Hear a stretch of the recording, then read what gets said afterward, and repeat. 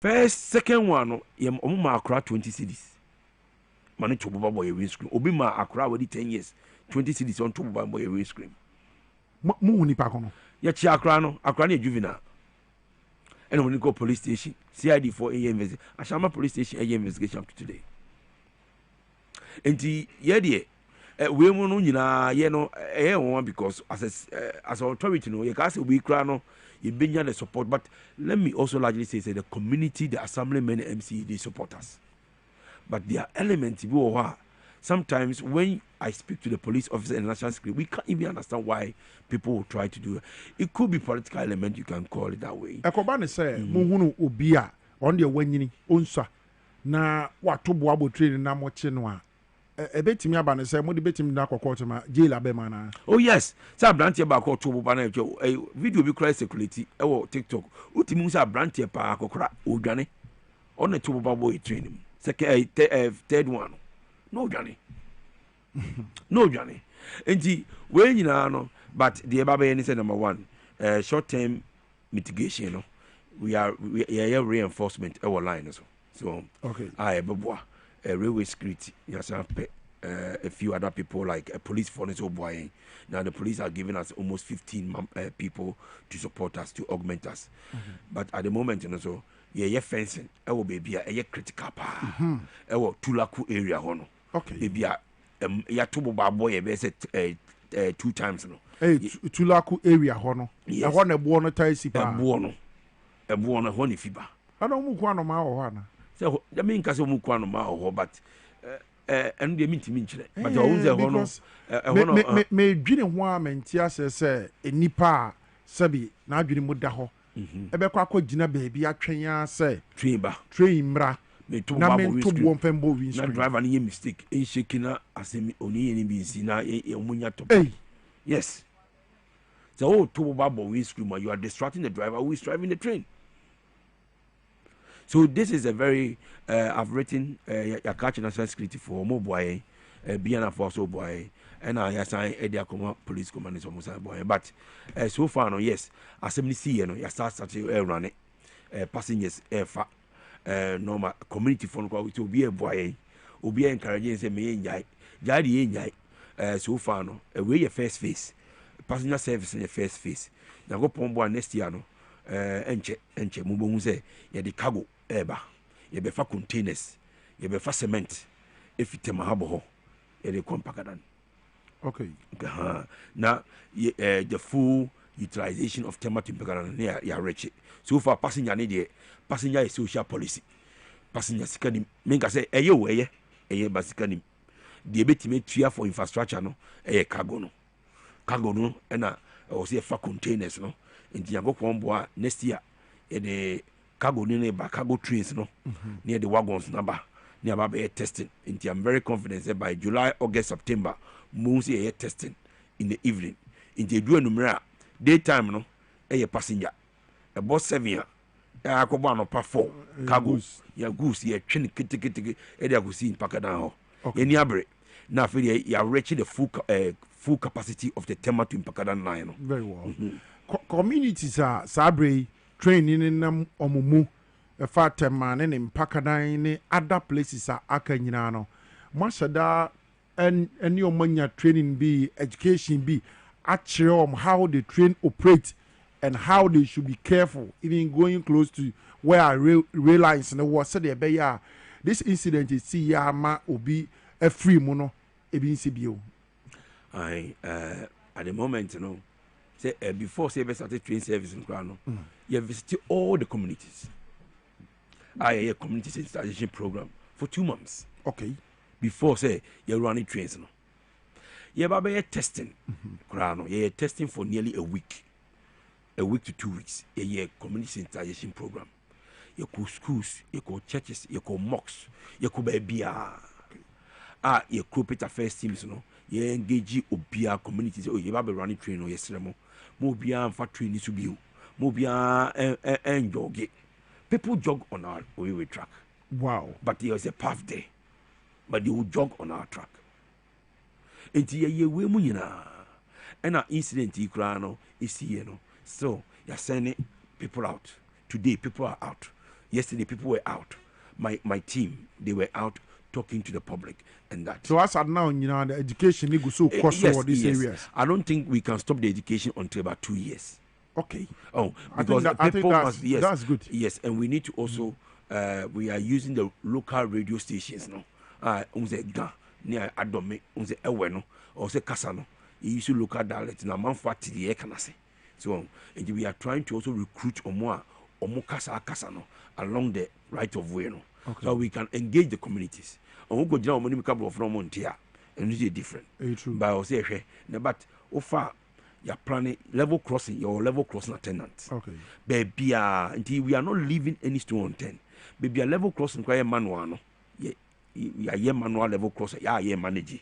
So, into your level crossing attendant, I will manage all the authorized and non-authorized level crossing. Yes, some friend is saying railway security team. You spread more along the path. The nipa send obeti biafa. Untimi nka say bia Obrempong every 2 meter bia would be see ho. And the account kwa na obebo. We are so to omoka. Nti o say any police for ni kasa no mo boy me nti but the best community for ni say the train service is for them. So that your Saturday service papa bi share me say hey chief first na me sorry 4 a.m. No I ready wakote mahabo. Oye juma otemahabo oti afienya o sorry 4 a.m. and so we to ni car dia kwa adwuma. We do adwuma by 6 or 6:30. Okay. Sisi no sorry 6. 15 minutes we parking the car at our train station. We for train. 15 minutes or Tamahabo or office. So productivity echo up. In the case of passenger service no, yes, you can say and you know be infrastructure. But it improves the economy by improving the work rate and the productivity of the workforce. People are much more happier. So passenger service no is not there to say you are going to make money. No, it is there to help improve the overall outlook in terms of GDP, in terms of productivity of the workforce, as well as ease congestion on the road. O kotem afinya na hwe cars esiwa. Cars we nyina na ekotem mahabo. Okay. And the congestion between Jasik and Tamahabo Road, you're reducing no. And the best is a way it is there for them. It is there for them, and they should help us and engage our community liaison officers. And no as an incident to be community liaison so and you're fine. Wow. But just talking to them, no. Until the best friend say, listen to us. They save lives, but at the same time, you provide alternative service to the road transport. Do you have hotlines? Ebia na obi kure kodi bone ewo railway line so or the buo bi kotoa ana wafa buo kure kuta opese onto more hotlines bi are these communities are trains we moja wo a obi betimi afre ana send message say ekwan no mu ha na ye de block kase bi akwa kokoto ho enti no mo mehwe na monye ho anye na train na ba betimi de aba hotline bi was betimi relay information. Yes, your station masters along all the path. Okay. Our more protected, our more numbers are protected that. And secondly, you something we call utility car. Okay. Train no go out without our utility car. Our utility car no na open na your truck maintenance no was no. Okay. Every morning be a train no before the train be no your truck maintenance no omo fa railway kwan so making sure say a boba be under so. And that standard operating procedure is already in place. And a train no upon we now utility can also faso to make sure say yapon but you make sure that the railway track the tracks are clear for the next day. Okay. And before the train be call out every day, your utility car the faso or more fast one normal report to our station master. Now station master relay straight to general manager OCC. Yes, until we have hotlines, but at the same time we have what we call pre-checks that we do standard operating procedures, which include pre-departure checks on the trucks to make sure that the trucks are clear. Obian for Abobanko Toso, Obian for Abobanko share track and so just to derail the train in the way before the train leaves every morning, and that's what we do. So okay, Osha railway and train services yanya bibre ewo man Ghana ha. Ukwa apem na ota krobi o friend Mango Ase. Last year no more yi sa scrap CB. Last year ama ehun sem bebre e by MPP for said na wo ka no. party faithful so ebi ne kodi sa adwuma no this time around railways mo ye ho adwuma na train ye adwuma no is there a long term plan for it ye hu ni say o ebe say aban yi ko esen aba be free ho se si aba be tena se eba be som Ghana for afebo ana. Yes, I think fundamentally the minister together with also the board ourselves, we are looking at fundamentally changing the railway sector. Okay. Over what is happening over tomato in Pagana, unzo be so say oh easy and come operate. Me very simple. Operation easy and come Yeah. Okay. Yeah. We thought about this process. We put together what I call a benchmark of operational excellence. So operational excellence in tomato in Pagana, it is here to stay. Yango pomboa next year no ye de cargo no beka ho. Na ya develop the rule book. Ye buy no. Ye ba be operate train. Rule book run ho. Rule book no ye operational strategy, maintenance strategy, safety management system, evacuation procedure before you start running trains. Ye buy be ni ho. We develop everything within 4 months. Wow. And it's about 6,000 page document that we did, and it was done by the management team. Okay, I forced everybody so for us to do that. So that has been done. So with that operational model, no, including the cashless system, ticketing system, the EasyNet, Ayalolo bus integration, no, what you are seeing is an experience, and we are going to replicate that on the Kojokrom. And the Kojokrom train, no, and Chibia, but we need to understand, say, yes, the railway is here to stay. It is here to stay. The most important thing is for us to tailor the railway to our needs. We are a developing nation, okay, and we need to know how we can finance or seek funding for our railways. And to that end, the Ghana Mineral Railway Master Plan ever. Okay. A good year, and no, a bulk transportation. Manganese, iron or pomace. Make a Western region as make okay. Bauxite also. Bauxite in you are looking at 35 million metric tons. Wow. Per annum. Annual minimum. Which charge $10 crazy. $350 million. Wow. In the adding railway and Fanco a mining site. And connect a mining site. See about a refinery refinery no ye transport in bulk. It will need the rail. Called Western Region Roads. Until the fact of the matter is that the new vision is that we are going to have a new Ghana Railway Master Plan and the Ghana Mineral Railway Master Plan. Okay. It will focus on extending the lines to our mining site. Say, in the beginning, Western Region, standard gauge, Yakopim Esweso. Yakopim Esweso, I am changing Wakopim Sutau. In Yakopim Esweso, and once a Palap area, 13.1 kilometers from Insuta. Okay. And the Maka Mumfa manganese in Megu SUS Hono. Let the local coche, the Kota Crade Port. Sikaba, the better was Ako Suta mines. If you are near aquarium, but we are looking at alternative funding. Yes, we are looking at government funding. We are looking at private funding. I was coming there because earlier discussion and I shall see Oka say the Ndro said that Ben Crown Muja passengers 20 or no man training because training sir. You have any plans next year, next 2 years, there, but some will procure new train, body train, and hold so. I know bet me accommodate a larger number of people. I will train one. Plans be yours, sir. Yeah, I would say, let me put it this way. Once offer railway lines now, it depends on the line that you are running. Offer Kojokrom now, your 8-car train. As a sum of 8. Okay. What it means, fuel consumption, payload, no, fuel consumption is high. Okay. In the Muntimi run, it's because of lack of fuel. Because all the fuel go so we find the partner payload no 8 cars. In the 8 cars na consume over 10 liters per kilometer. Train na no in Pagadana a 2-car train. Consumption rate 2.1 liter per kilometer. And the mechanism say you need to find a fine balance between the number of cars, the distance traveling, as well as the demand in terms of passenger numbers. In the train I walk Kojokrom no. See about running you're running at a loss because NTM training in NTM yama. And a 8-car train is always good when you have high capacity or high demand numbers.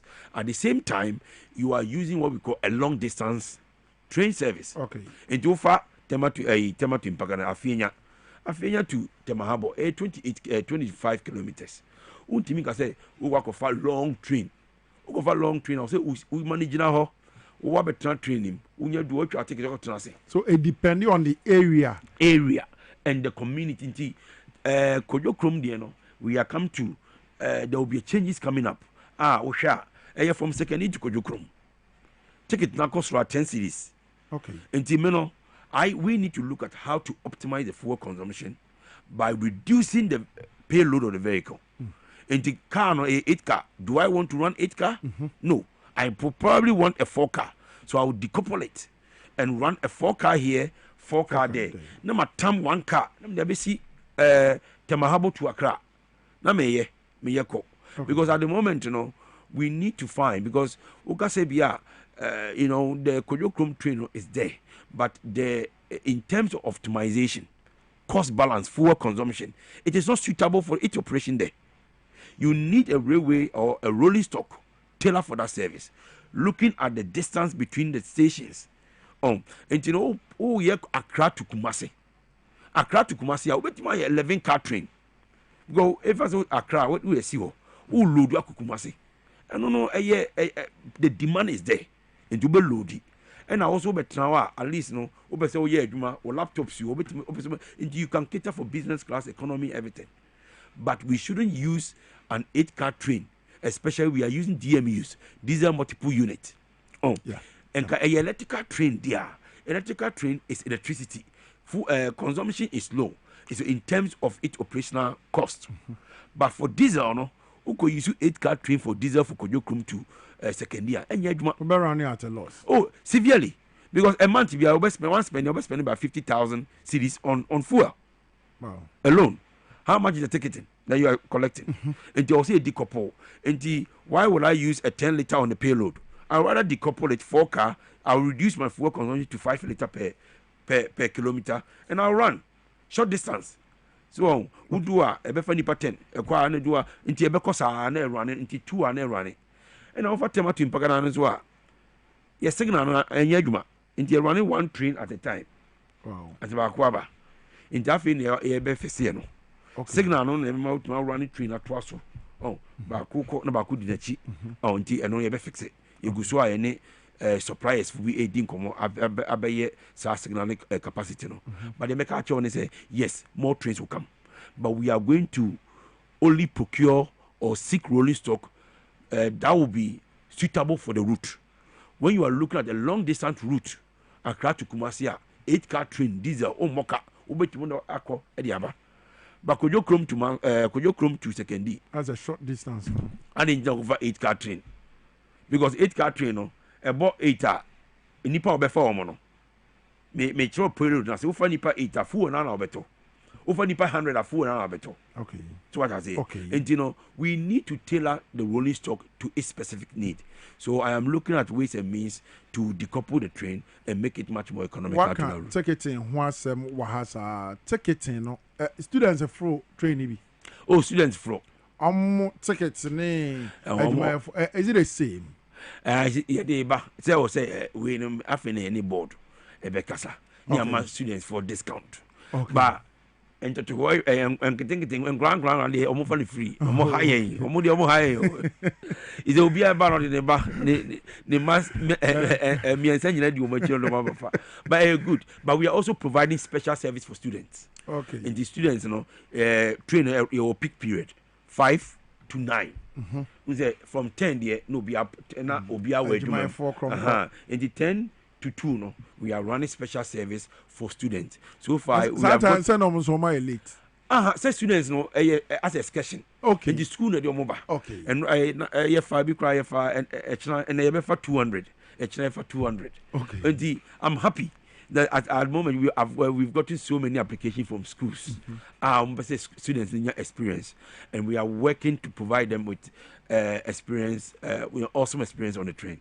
Yes. These communities are sabe train and namuno. Osho ma ho keka eti san e wo train na omanya woman. Oh, minia. And go to be too strong and one boy. Oh, shake Q. Oh, shake the orderliness. Oh, share but Obia Niaji. Oh, the only time I mess with the Mamma Konam Fabi. I do believe, say, trainer Diabano. Ama I just ease the congestion along the route. Okay. The me penny say Kumasi say and Kamiyamwa and Gayo Accra to Kumasi. Oh, Accra to Kufuria. Accra to say. Oh, only penny for it. Kumasi. Oh, Missano. Me for training food drink crowd. Kumasi. Me man fabida. So anti but we can win now. But my experience is that you started from one as I go two. Okay. And I'm very confident in His Excellency the President say yeah the focus bebem ye. Okay, nti emofra ne bi na nenna mu no. We mu nya dey free wa mu. Hey, omo ha is omo na fa school. Wa wo hwa your work is some dress kama. Uniform bibia presentation. So this is the experience. And Ghana for no omo treat everything. Kama obia ko trem obia to kwa and you can see say we are really providing a very what we call it social service because personal service is social service by your I'm very confident say with His Excellency the President the Minister of Finance, Minister of Transport, the Minister of Finance yeah would we are now you focus on about railway. So the past government under the leadership of His Excellency the former president Nana Dankwa Akufo-Addo and Alhaji Bawumia administration no omo yes on be sky train anka de nam fom yi wo ho na anka Accra to Kumasi no na anka sky train no enam wiem hwi na ekọ mo plan bi say sky train no mo be ye bia na say de omo de amasi dabi dabi dabi as someone as I will make so we class because at the moment because the vision of okay, let me be absolutely clear. Okay. Sky train is called monorail.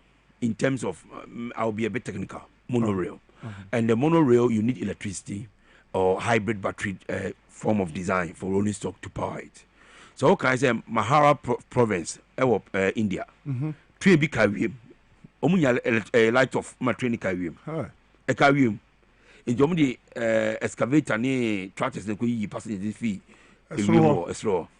The mechanic is say yes.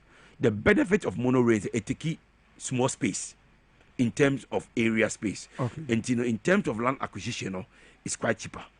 But you need electrification to power it. And at the moment, electricity consumption is saying. And saying if it's a low shade and light off. But at the moment, our power utilization, as a domestic utilization, and because of a sky train, it means you need to get a sub power station to each 1 kilometer. A power. Okwa brucha, electricity use. Okay. Electricity use and use diesel. All monorail sky train, it was a fantasy. I would just say it. Technically, it's not feasible. Not feasible. It is feasible to do it in some part of the world. Okay. But in our part, no, you can't unless we are prepared to spend an equal amount of money in the electrification and the what we call it, the OCS, okay, overhead country services, to allow the power supply to have a power supply to the infrastructure. Okay. And the infrastructure, what people must understand is that as a developing nation, our focus must be on a ground railway transport based on diesel or hybrid train. Very well. But electrification, they say, I didn't any electric train. Electrification infrastructure cost is almost more than the permanent way infrastructure. Okay.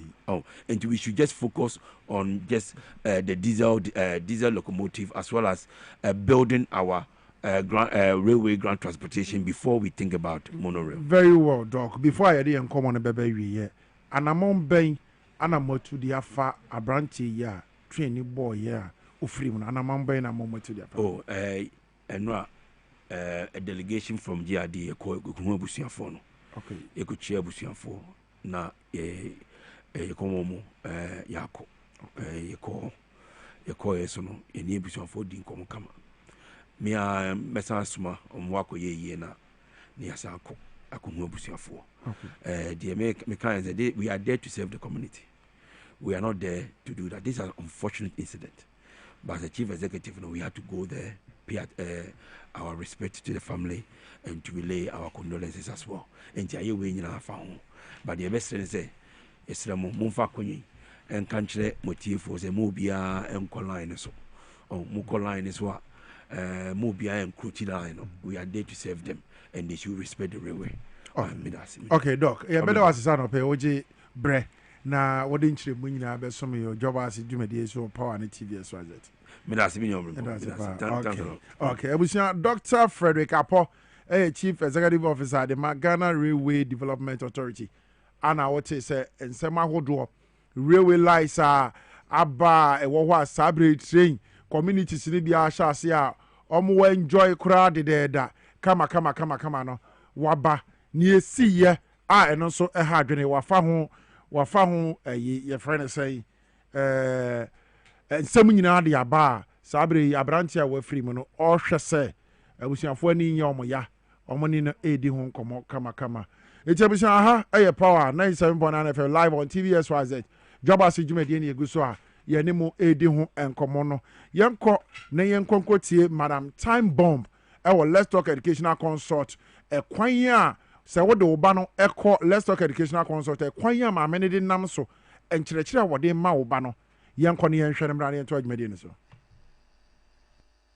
wama studio ha ayɛ dɛdɛɛdɛ menkyia obi biara sɛ ɔretee hɛn na menda ho no ase mane pɛi dɛ ho ne ɛfiri da ho ada ahade Madam Time Bomb matena ase dɛ ma na ɔyɛ education ho asɛm and a miserable. Let's talk educational consultancy, building the future through children.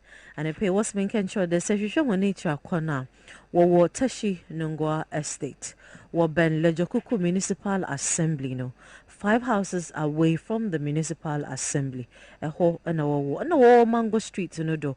Everyone nature kwan wo social media da. Benyahon on Facebook, Instagram, and LinkedIn. Ebodinara Let's Talk Educational Consulta. Mezene beba. Enyama ye pictures, videos are ho da ho. Ebo to masha busy siazano. Ye wo ho.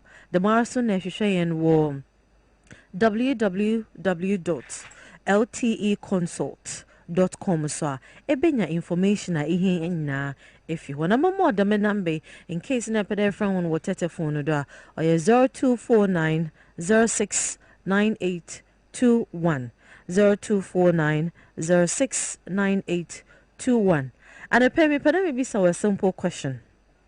Miss Maria 010 and no record no the world is moving in a direction na e wode ihe na ye follow na ye catch up. Now maybe so there, do you want to catch up another you want to stay back? A pede catch up another pede stay back. And I pay and I mean mumo from a bien reason come and they were like, Mr. Sir. I was like, yes. So Mr. Sir, the way things are going and how wait to a boy nyamada mama mati nyamabiasino and the exposure you are giving me. I never thought at this age I could do this and that. That means the end the moment from me why ready to catch up. They are not staying back, but me miss our parent. Maybe I will future training school owner. Our way your gym from one addition.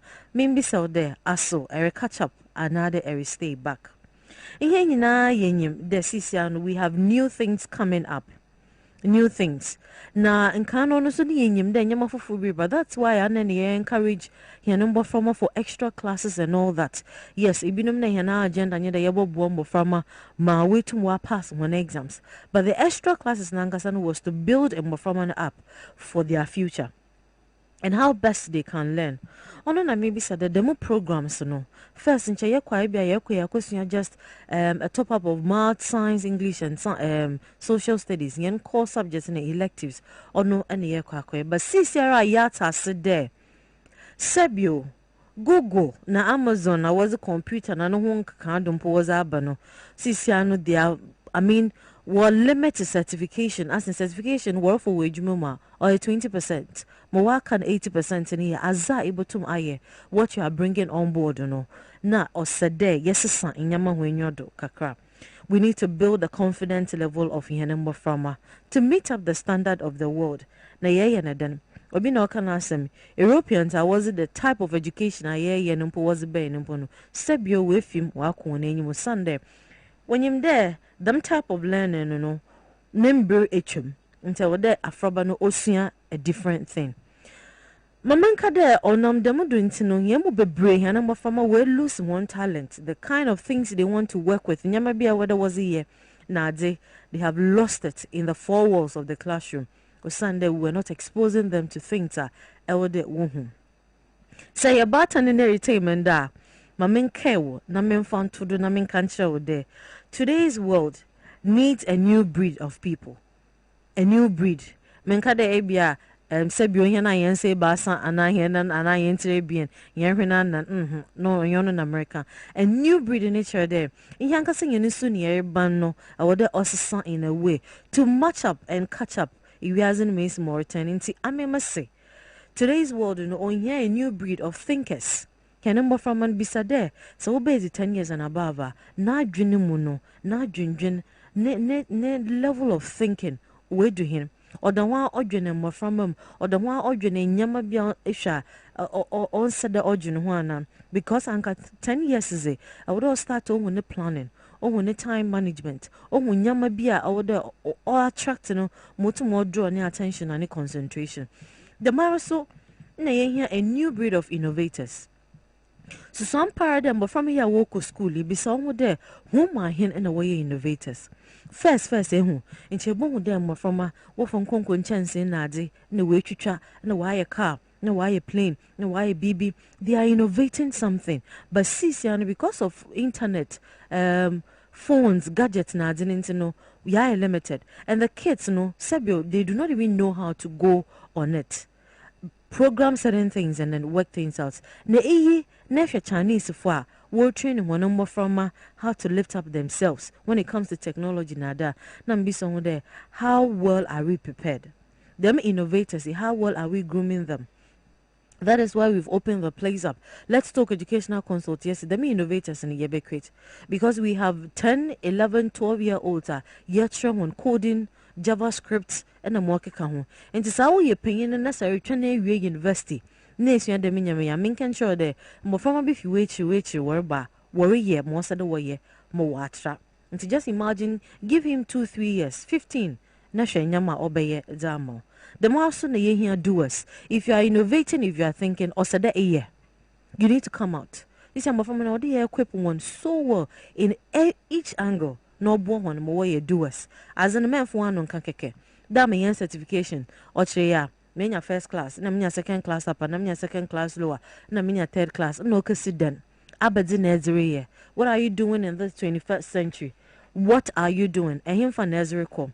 And then we need risk takers. I mean now we are say him my hin any ye risk taken.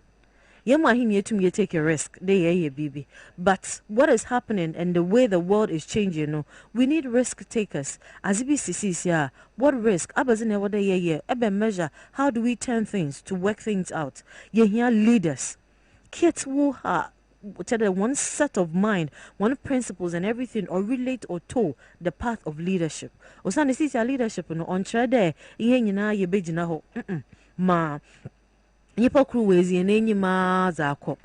It's about time I hold the hands together. So just imagine you have leaders holding hands together and putting things in place. And tell me what typical example when you're there. A group of 5, whichever way we go about it, Today, Obi handle a discussion. The next day, somebody will also do it. The following day, they will do it. So everybody will experience the aura, the spirits, the space of leadership, knowing how to go about it. Goal setters. Be someone there. Between 10 to 15, 15 to 18. And more from me, what are they setting as their goals? Eben for pem no the last time I make her there, I will go in the bottle car at the end of the year. We'll go on there at the end of this year. Now in the next 2 years, about complete we're building. Afraban go no on do what them. But the goal should be that in the space of 3 to 4 months, I would monsieur the Madi. I would know how to interact. I would know how to communicate. I would understand the BB. That is how early we are building these new breed are here. And then we need achievers. Into the Daminya Mama thinkers, innovators, doers, risk takers, leaders, goal setters, and achievers. No, Bisawo de Wafrabano and him fa no fall. Na so wa starter, how are they working on it? Sisi anomenka wasem every minute of a child in a life. Every minute in a child's life really counts for their development. And to be someone that say if you have 24 hours in a day, never brought down as minutes. Never someone that in a space of 1 minute, 2 minutes, 5 minutes, 10, 20, 30 minutes. Abazina oba ozo shano asin aben suban abazina all grow out. Kay with the mezbet and then ona no befa. They be asomeka there and there afi university for graduate. The next year binum so graduate. And when I was graduating, I binum womu dada. Never said be ma oba orifi oribano. And him fa no bodu. What new thing are you teaching your child? A new thing. And as we shenumu mo oba out obutum waye na wa stand out different. Yes, you know, from America school, all right, they are doing all that they can. But just imagine that in all your life, all that you are doing in a space of 3 to 4, 5 months will assess so. Bisa there. Assessment na hino bekwa kodu. And with that assessment between 3 to 4, 5 months, no, obobo ma kuwenyim anam. Is it building you? Is our learning style a lifelong learning? Or no? And I make a show there. Yes, you miss me call, and the world is moving and turning and spinning and all that. And I mean, be so there. Are you following? Are you catching up? Another stay back. But more heads up. 200 million people between the ages of 15 to 24 years in the world Africa. And to be so there, 200 million, no, 15 to 24, no, uba kahu ana. That is why Eba Let's Talk Educational Consulta. Yen program yashishe. With this vacation program it's amazing and it's still ongoing. From Anapa to Irabre 1. Na ya pona mambo from an way to Wessia, ma way was school was a can was Sunday hen, ma one chair or classroom, ma in yanom, ono and the Yazir can. Yes, the impediment from way limited. Into your practical life and etiquette skills, yes, your reading and writing clinic, entrepreneurship program, introduction to what creativity and exploration, and here's a junior chef, Yazir can. Yes, see, when it comes to entrepreneurship, you have time management, decision making, managing money, and these projects are being handled by 12-year-olds and 11-year-olds. At Robert's Nase, no, I draw one plan, what to be able to one wire presentation, and then we learn from each other. We do reading through stories, writing competitions, and then spelling. Our boy my reading skills or pick up. Yeah, your treatment, your show first aid, treatment of wound. I mean, in your market and get a na how to take care of your environment. Miss ma eba structure when your mom when it comes to creativity, yes, you're showing picture framing, making jewelry, learning how to knit blankets and all that. Yani junior chef, simple meals. Amazing can marker there. Say after 10 years, don't to prepare a simple breakfast and for ma ne family or fifa, then or kitchen. There's a basic self-defense, navigation, and there's the investigation. I would say came with the need for creativity, thinking skills and learning style, social skills, cognitive. Saturday programs very, very important. Came with the Saturday programs, your entrepreneurship, creativity and exploration, reading and writing clinic near the IT account. See, some of my young woman warrior coding. Why a JavaScript? They are learning things beyond and around.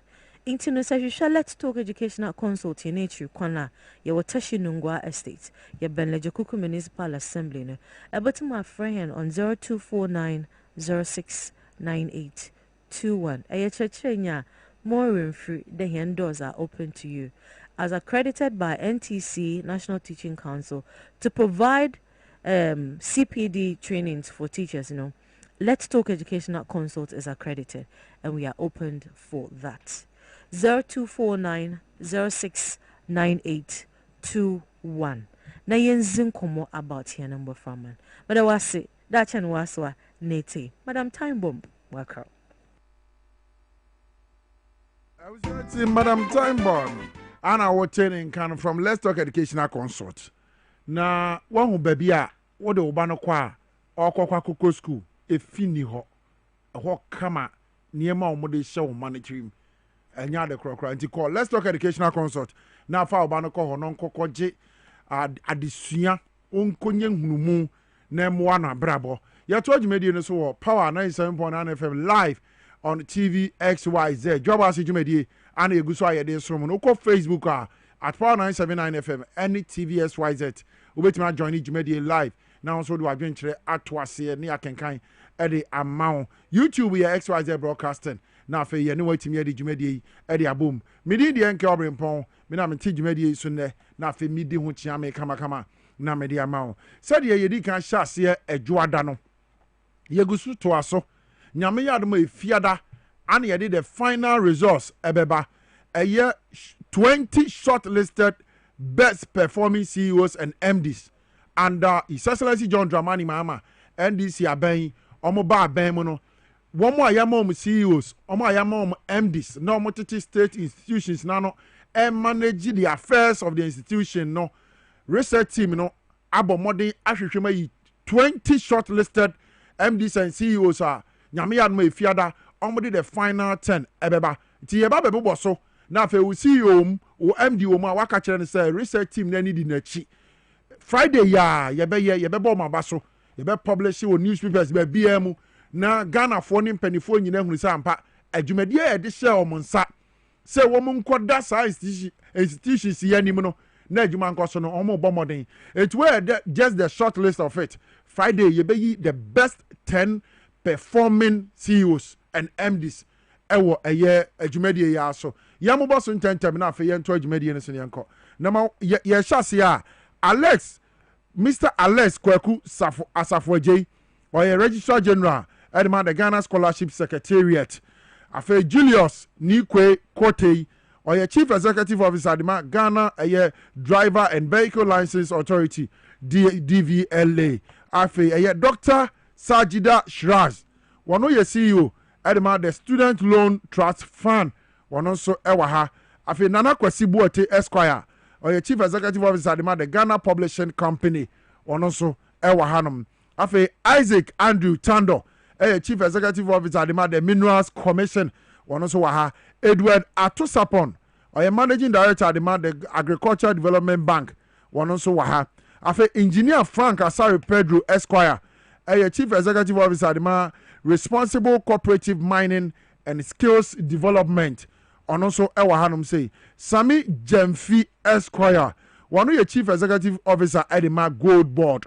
one also waha Rita Straha Chief Executive Officer at the Ghana Post one also waha George Abredu Otu Chief Executive Officer at the Ghana National Food Buffer Store Company one also waha Erica J CEO at the National Entrepreneurship and Innovation Program NIP one also ewaha afe Kwame Nto Amwa or a Chief Executive Officer at the Ghana National Petroleum Corporation one also waha Edmond Combat CEO at the Tema Oil Refinery Edmond Combat CEO the Tema Oil Refinery one also ewaha Godwin Eduji Tamaklo CEO at the National Petroleum Authority MPA one also waha Dr. Frederick Apo CEO at the Railway Development on also ewaha no say afe Brigadier General Paul Seidu Tanya Kulonu on the CEO of the Port and Harbour Authority one also waha afe Dr. Hannah Louisa Bisi Ukote or your administrator at the Minerals Development Fund one also waha Judith Ajoba Blay Chief Executive Officer at the Ghana National Gas one also waha Dr. Mary Ewusi Chief Executive Officer at the Ghana Free Zones Authority one also waha afe Dr. Ransford Anate Abe ono ye CEO at the Cocoa Board it is CEOs and MDs 20 ya shortlisting yankopon ya the research team no say one more per 10 a ebo mo homodin pa efiada wo mo guso a wo mo keka nsem no nyina de si ani wo mo dwumadi a wo mo di aban yi ba ya de dwumadi ahodo hye wo nsa ne wo ma ye nyina no nyame yadom efiada the best 10 performing CEOs and MDs wo Dwabo Ase dwumadi so yɛde bɛto dwa data na afei obi ɛho bi na watie bi abusua Bermuda Games 2025 reloaded ɛba so nyame yadma on the 5th of December ɛyɛ fiada ɛyɛ Farmers Day ɛyɛ holiday TVSYZ team TVSYZ afei X Natural Mineral Water for team so bɛba Piwak Natural Health for nso bɛba ana afei Medimosis Clinic for enso ɛbɛba abusia yɛhwɛ de obetimi awini cap no trophy da so de denden na team SYZ no mia N.K Obrempong me na me captain baako pɛ me bɔbɔ papa na de etie ne sɛ me bɔbɔ 4 years my yes time yɛde to aba anase World Cup no enti nyame yɛ on the 5th December Francis Asere sanso selection yankan coach Peter says selection yankan Peter Cranton original coach wono and okuta team SYZ no enti medi Moses ni Piwak de trophy no yɛn host and win captain me wa goals no sɛ me bogu mu ani enti down on the 5th December wa mehwɛ bia age yi kyerɛ wɔ TV no so and so all the excitement behind the scenes nya de abehunu bi enti uba Magdan Park wo Labadi 10 a.m. pepe na yabo abemu by 10:15 na 2 goals Obrempong my body da e dey am team SYZ but more than abeka ho coach ayekuta no Peter Cranton coach Peter Cranton wakwa coach kotokoda has of folk wakochi da tema Morino kra Chelsea no wono no call ya na technical support wode man nkakra o SYZ ya da no ba ubeba be hu coach si wani age ai Ralph Nsubuafu but captain and Emma announcement to ya ya ebeba so sa 25th December yen hia ewo Magdan Park or Labadi 10 a.m. pepe na ahyase na ye bogum gidigidi SYZ ye wia ya cap na ye de abafie sabe yen to adwumadi ne so tonchi eba de aba eba no prostate yadewa etete emema pa dia na fe mema ho de ebetimi agina so woni a wo ye bia mu se wo kɔ the other room se wo de bona bra body a tonchi eba de atena se wo de aduro a enede ya wo hwa na wutie se wutu ho na mo na prostate yare ana be me hawo enko ade a mepacho tonchi eba wo won sempa de ma ye ma na kwa ba ne ye ntena so eja kwa ba ya eja na mpom te sei Obrempong nyame adom me ho ye nkrofo di wadru ho adanse pa no kure wow no kure Obrempong eniri kan me chietiefo nyina atiefo je so ye papa ni nuama no uyoba ma tie yensem yes me chia doctor so a wo ye surgery okay ne me mpanifo a me no ye adwuma nice one Obrempong tonchi heba enya edura esese ye tutu na se kura tonchi heba ye edura doctor ya ma mema Obrempong mi busa question bi mitio nansen emema mofran kitu bi yes titi ya maame nu bi ebinumo won kompemu agoro so won kunum wo ho e ba ne sen adentira Obrempong adenti ne nyina ne se wo mema se makofom o ma ye mre wo ye mre na adenti ne ma wo ye mre prostate ne ha wom prostate papa prostate se wo ye bema from 18 years na se wa hwehwe tonche chiri kwan wo ho ma na young boys no ne etete wo yere wow wo de obeti sika poi wo bam obeje wo de kokoma young boy ne di wabonten ebi se wa ye mre prostate ama wa ye awurade Yesu Kristo hu ne oyo ho minua wo de hwehwe tonchi na me tumi ma me fo nso se bibi se atio e wo sa ofia yes won de mesre wom wọ́n to tonchi emo winkunum se be ma na nto a obema na nto a tokoma no wo de tokoma no o pe wa de yie o mpe wo ho asem o mpe se wukun be ko abamu ebi ba be tete wa ma wukun buafu mesre Obrempong se obema ujonso na wochim ujonso na moja eba ujonso na jonso tawayase 5 minutes bia 2 minutes bia ujonso so ni meye eye prostate na how wow Obrempong prostate nya de a mitie me ya no se mitie me ya ntimi ko no appreciate no dabi mo nka ye na nka ya ebo hu nyina nso ne se ojonso sem uda na ajo obema bia ojo uda na ajo so from 4 going ya unya prostate enlargement and prostate cancer se woda na ajo ojonso 4 times in the night papa bi o win ba oju so 13-15 times in the night obeto tonchi mi ame ho no to no Obrempong me kasa and say enukra ma won da yie kra o enukra ya another thing enukra no a different story oju so 15 times in the night Johnson so meye ebi process na show mo ho 5 years 10 years 15 years tonchi bebo ano papa tonchi bebo a wo hwem TV su biara wo tie mu o radio so a tonchi no na me de kire wo no TONKYI tonchi herbal capsules 30 capsules and a womb box no any a green ye the yellow na actually tonchi no hwehwe akire kwan yedro no any bottle ebiru person on yes some yi bi na enso aye fast yedro no any bottle mu okay yedro no eye capsules obetimi abiem na nka o mahunu se de yedro no tie se bi okono okoto bi a obehunu sampa tonchi na na wato no okay tonchi no ani okay o hia box no na o capsules no na ehun se ni capsules na fa so na ngasa de green and white akese kama sa pepepe okay eni na wo de autobi a capsules yi anopa no mienu anwumre mienu anopa mienu wadi di awie no na wanom anopa mienu anwumre mienu anopa 7 days na wanom we na wie because unu mienu aye 4 times a day yeah 30 capsules 7 days no wanom 28 na ka 2 capsules adechi anom ka ho we dey say 8 days no we wie one box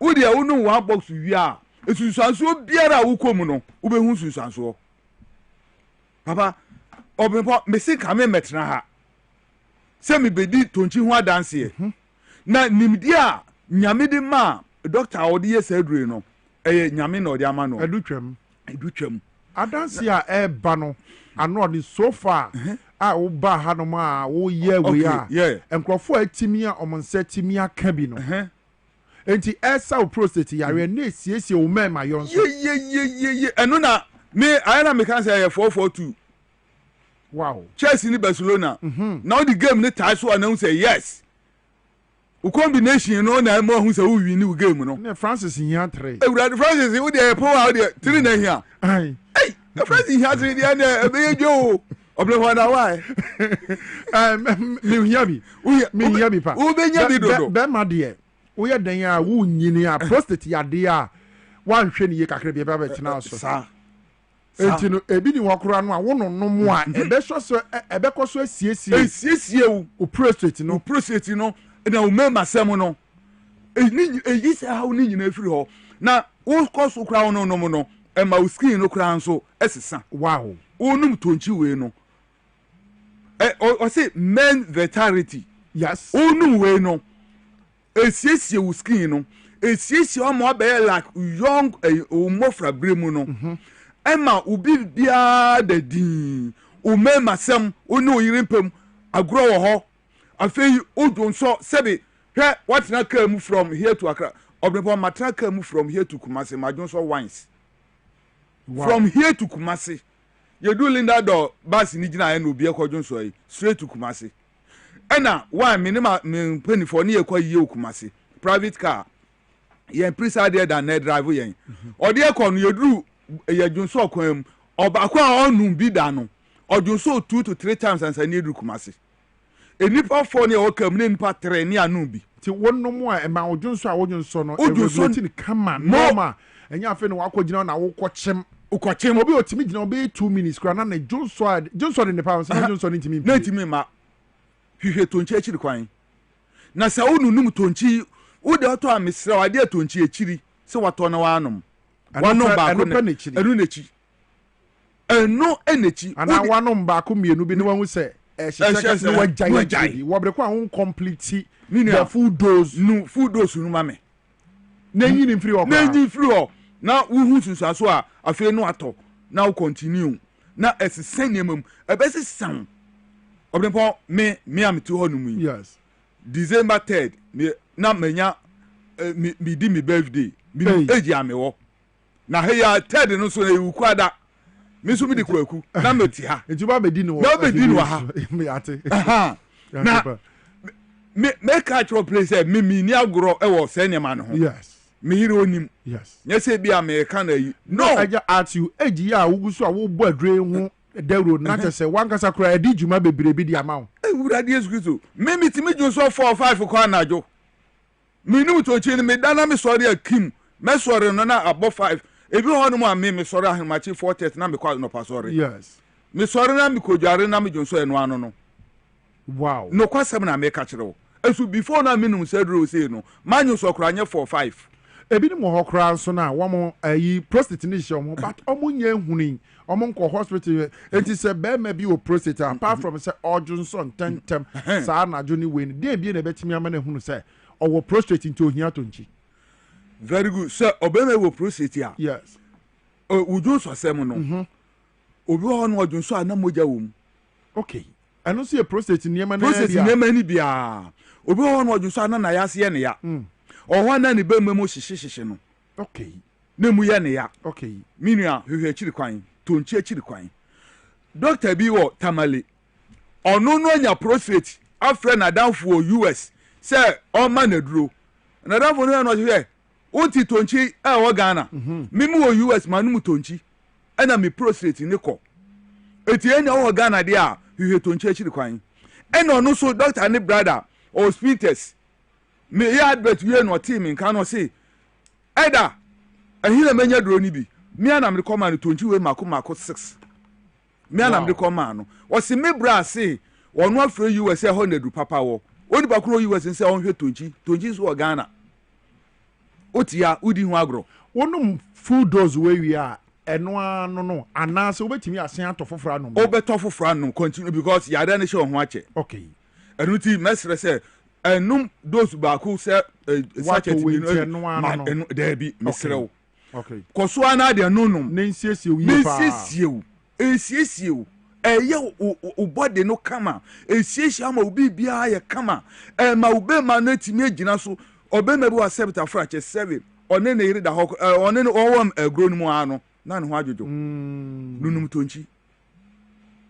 tonchi sa oni nyina ebe free ho opnopon obi ha no opesi form otika ma me fa number bi nwo ya fa to number umbetimi afre no manya tonchi bi fa to mo me boss number mpanifo mi number na me body can first and second okay answer me the media to aso okay yanko 0553 51 1159 0553 51 1159 0243 90 7733 0243 90 7733 me so ameka sami number ni 0248 85 00 81 0248 85 00 81 very good number no obi tie ya na ohwe sisi asabre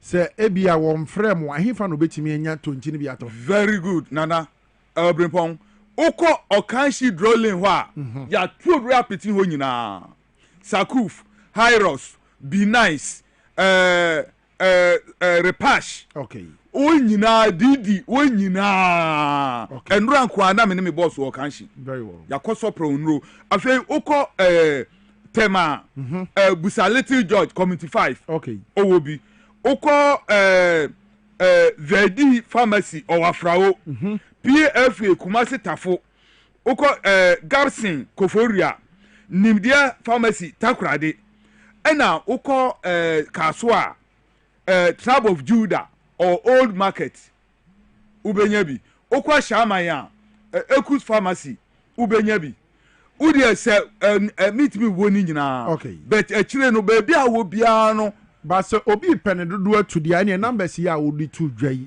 an won frɛ on mo okay numbers mi miensam de tu dwai no ofra baby a opese otu bibia no the titiro ne sa ayi no 0243 90 7733 okay frɛ sa number yi na ofra baby a wo bia no ye be 100 room ye nua mema no a Obrempong won wa wabru chire no yes me sire won nidie mu se won tie mi a me number near WhatsApp number. Okay. One day on WhatsApp me. Okay. Wo abruchi baby abemu aduro ni bi. Okay. Obrempong wan bre papa.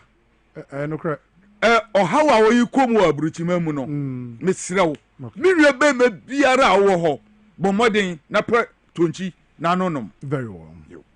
Okay. Eja e better was anopay. So the tonchi aduro ya eboa esa prostate. Ema me gina so.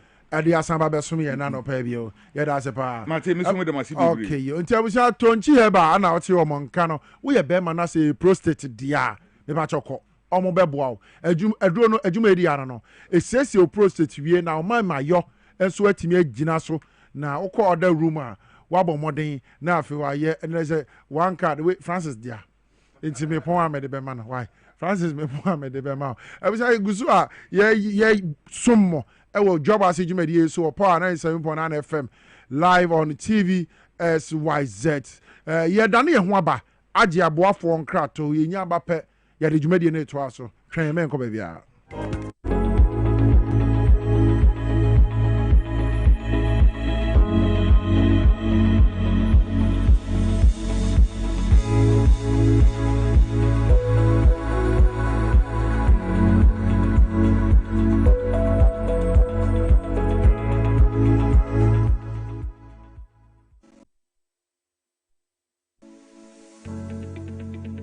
The National Petroleum Authority hereby cautions persons engaged in illicit storage and trading of petroleum products to comply with the regulatory requirements to operate in the downstream petroleum industry. The NPA Act clearly stipulates that no individual shall engage in any commercial activity related to the importation, exportation, re-exportation, shipment, transportation, processing, refining, storage, distribution, marketing, or sale of petroleum products in the downstream industry without first obtaining a license from the NPA board. Failure to secure the necessary license and properly regularize operations will result in confiscation of petroleum products, prosecution under the law, and decommissioning of facility. For more information, contact the National Petroleum Authority on 0302 550 380. You can also visit our head office located at Jolu off the N1 highway or any of our regional offices.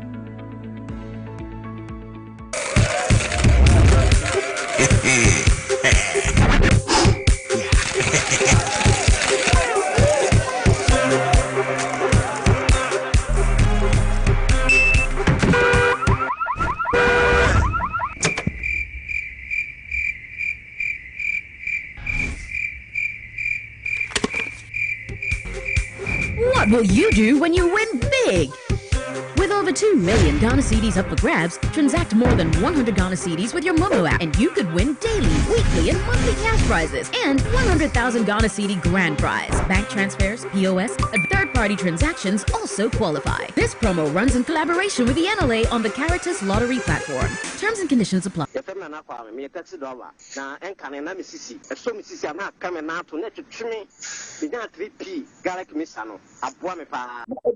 miracle be wardrobe. Just a mafunu prayers and you see a chimney and me who is success me who is so because the dear baby shame is subino. Noma, me be pinate prime is very destiny. I don't know that the young body, I be on this my and Kito and I'm with a metro cats on a fine shaman quana. Mediabe, a 3 years in Anna, as in Dinawa, the name was Sinas and Maqua, with the Amako Yamu so much. The best 3 years in you, Emma, the Majesty and the Medina. Tire and Kumi Prep. And if 4 days, and I'm a coto, 3 figure Mr. So I'm a casting and coupon when I'm there, and they have no casting. No one told me, I didn't want to catch it. 3P garlic mystery. When you be a member from a city car shops and herbal shops, Fred Piwak, it was 024 89 288 24 and 020 100 002. One tell one now, one blow. One see one now, one control. Bermuda Games of 2025 reloaded. This time around, there's a gala competition. Yes, bro. The teams are well represented here. Team XYZ, X Natural Mineral Water, Work Natural Health, Medimosis Clinic and Prostrate Center, Mirase. Bermuda Games of 2025. One pay your boy. Maybe say with the Team XYZ and a war for trophy now. Work X Natural Mineral Water. Another Medimosis Clinic and Prostrate Center. Okay, there. Bermuda Games 2025 Reloaded. Obakodo on the 5th of December 2025. Mature Farmers Day. Damadani ya forfeit the holiday. Venue near Mac Downtown Park. Wajokers Nechiwa Labadi. Time near 10 a.m. Pepe. Be your favorite presenters and players. I will show football skills. Mugabe Masi. Yes, my near power ni. Ohinbabwa ma Benny. Okumangra. Mankasaso ki Nicholas Metsiabo Nedu. Onye Ekuku Damana Nebongo Galeas. Bermuda Games 2025 Reloaded. Obeye ho la la.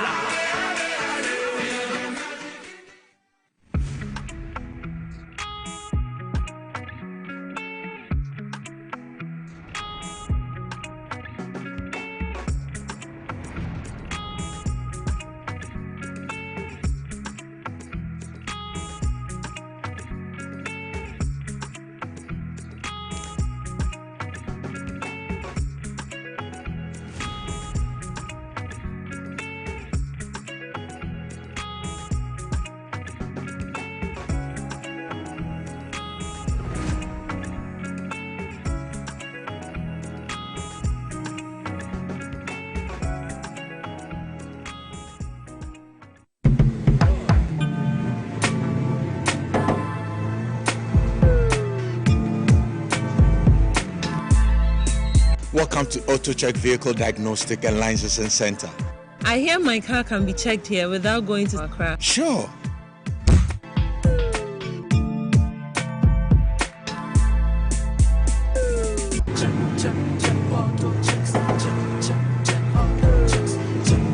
Emission, check. Alignment, check. Brakes, check. Visit AutoChecks at Koforodia Aquadrum Road for the roadworthiness of your vehicle, from saloon cars to heavy-duty industrial vehicles. Madam, your car is now ready for the road. Thank you so much. Auto checks. Check. AutoChecks. Your safety, our priority. Check, auto checks.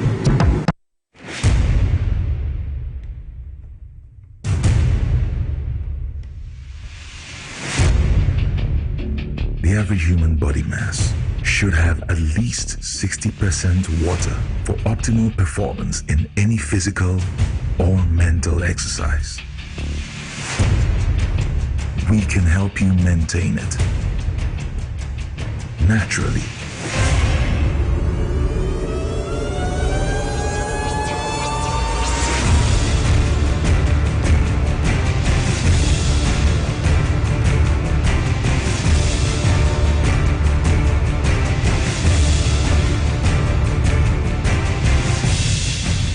Natural mineral water. Simply natural. For bulk purchase, call 0596 273 546 or 0596 273 547. This advert is FDA approved.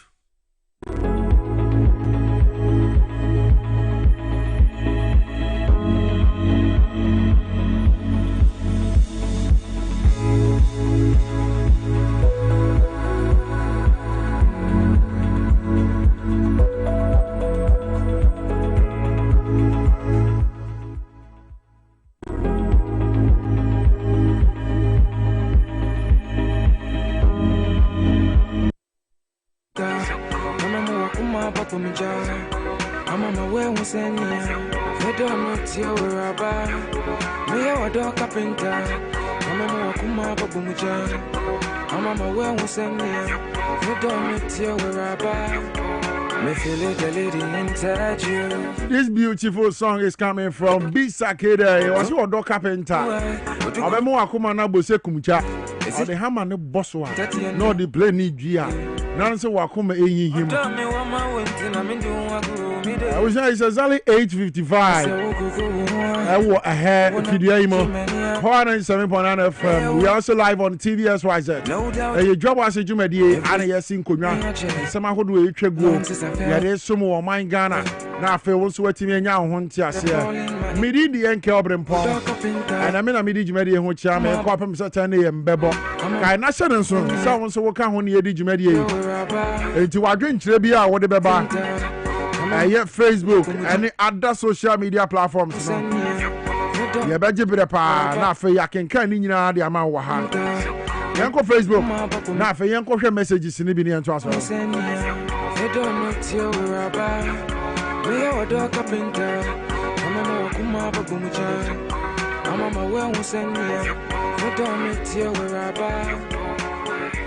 Okay, yen showy. Where Mustafa Abdul Rahman. I say good morning, N.K Obrempong. Watching you live from Ningo Pram Pram. Kudos to the man talking. Okay. George Bartels. I said this man is very visionary. He's full of ideas. I mean, say Ghana Railways Development Authority for no. Yeah, he's very good. Dr. Frederick Apo. Very good. Yeah. Where Esio Kwawu Nteso. I say, bro, I am watching you live from Kwawu Nteso. Greetings to next MPP National Chairman. Watch Ejako from Esio Kwawu Nteso. Okay. Edward Sean. I say, it's the MPP who are throwing stones to the train. MPP one to Dwabo train more. I know the year when you are also, there'll be a high and talk credit to her. Mata Dugbenya. I say, what is wrong with some Ghanaians? Is it that they don't want the railway to work? Hey, Asemu.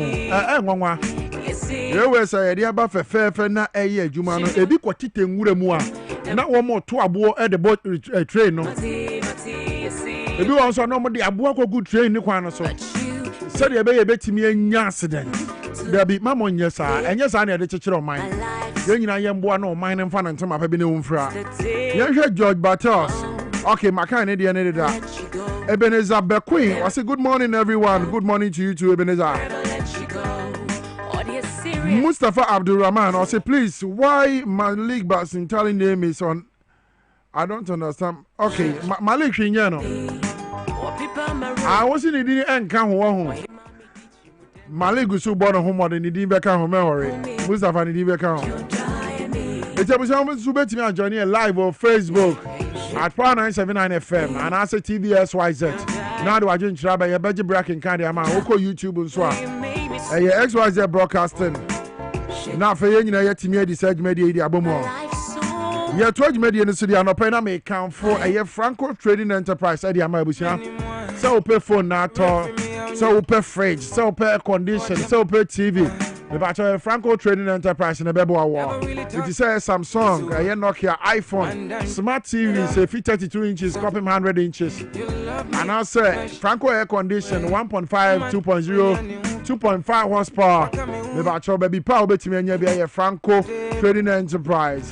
More chest freezers and refrigerators, a washing machine, microwave, blender, and a CCTV cameras. I'll bet me the above fear. I'll bet me the above remember. Now, baby, I want one monitor few phones. So now, baby, I come at the amount. Download the Franco Trading app on our Google Play Store. Now, for order baby, I will pass on to free on home. Normally, baby, will work him and the baby are convenient at the amount.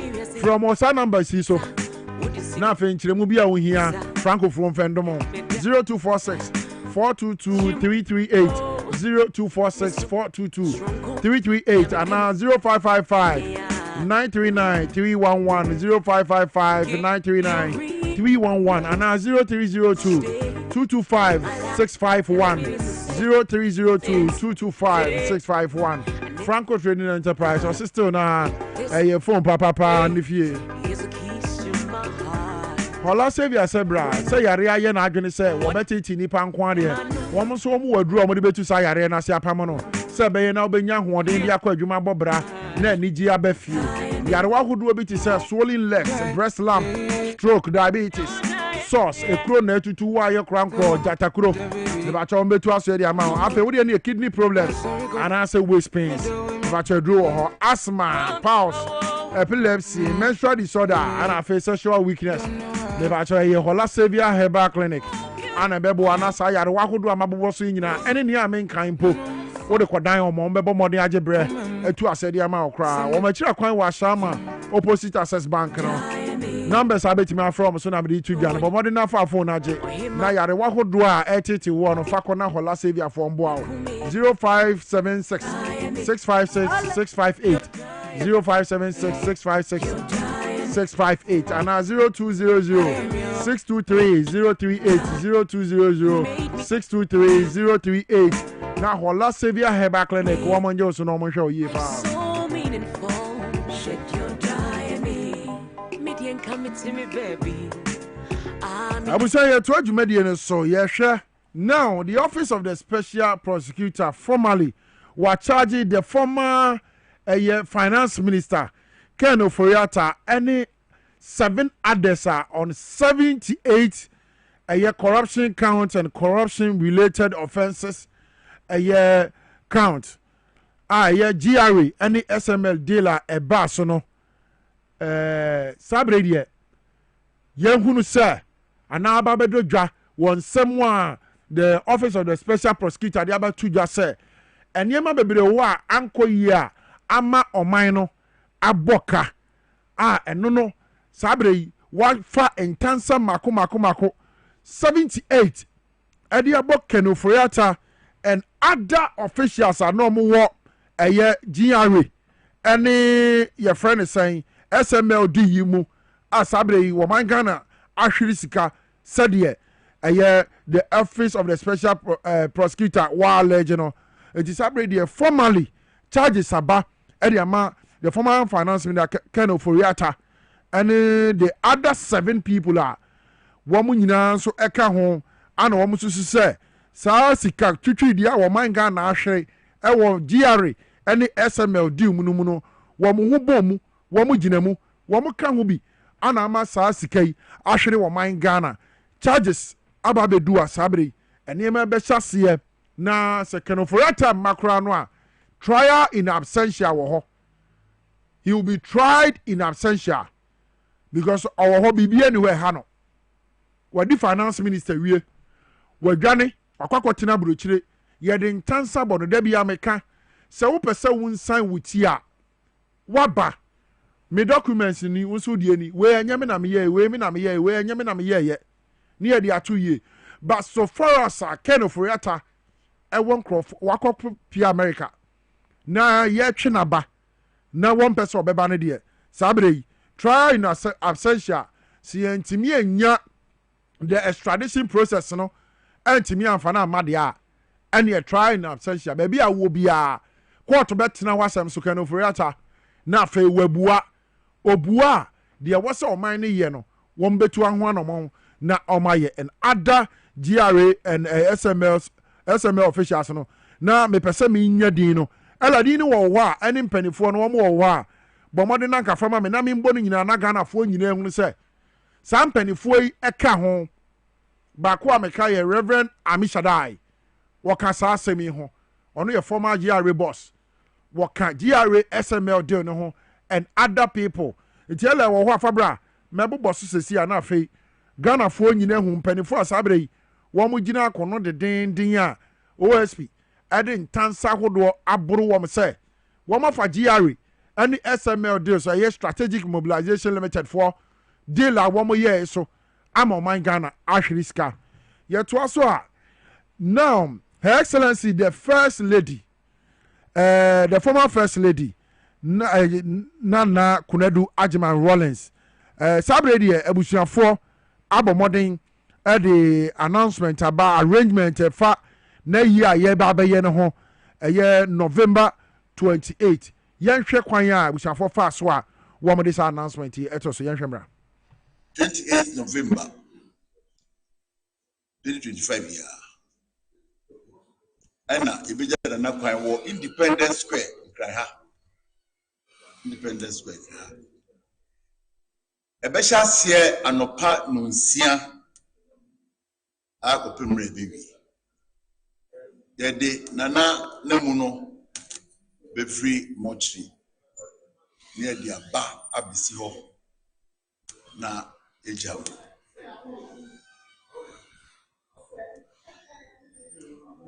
asofo ebo hompaye na bakosem di na sasi so ebeka the osi ye do state funeral bia no beba so obusuane de ye be sere ni se aye adia abehaye no yedi tumatuntum brisi kuntunkuri ene tumatuntum bia na yebi frade aye state funeral omanyina na nti ne yakwa akwa no blaster square no hodi oso nti ne penyi nti obia yenyim wenya dia yedi invitation ko bia obia pese wa komam ye na kwando agima wa ye se kan wa kan nua kan wo fa bi enkanka ankola ne nyanka ya na daroma school au bibi ye 31 December juma o ye we na mu no wa kan akoma bia no omodia na bra na bijaro kwai.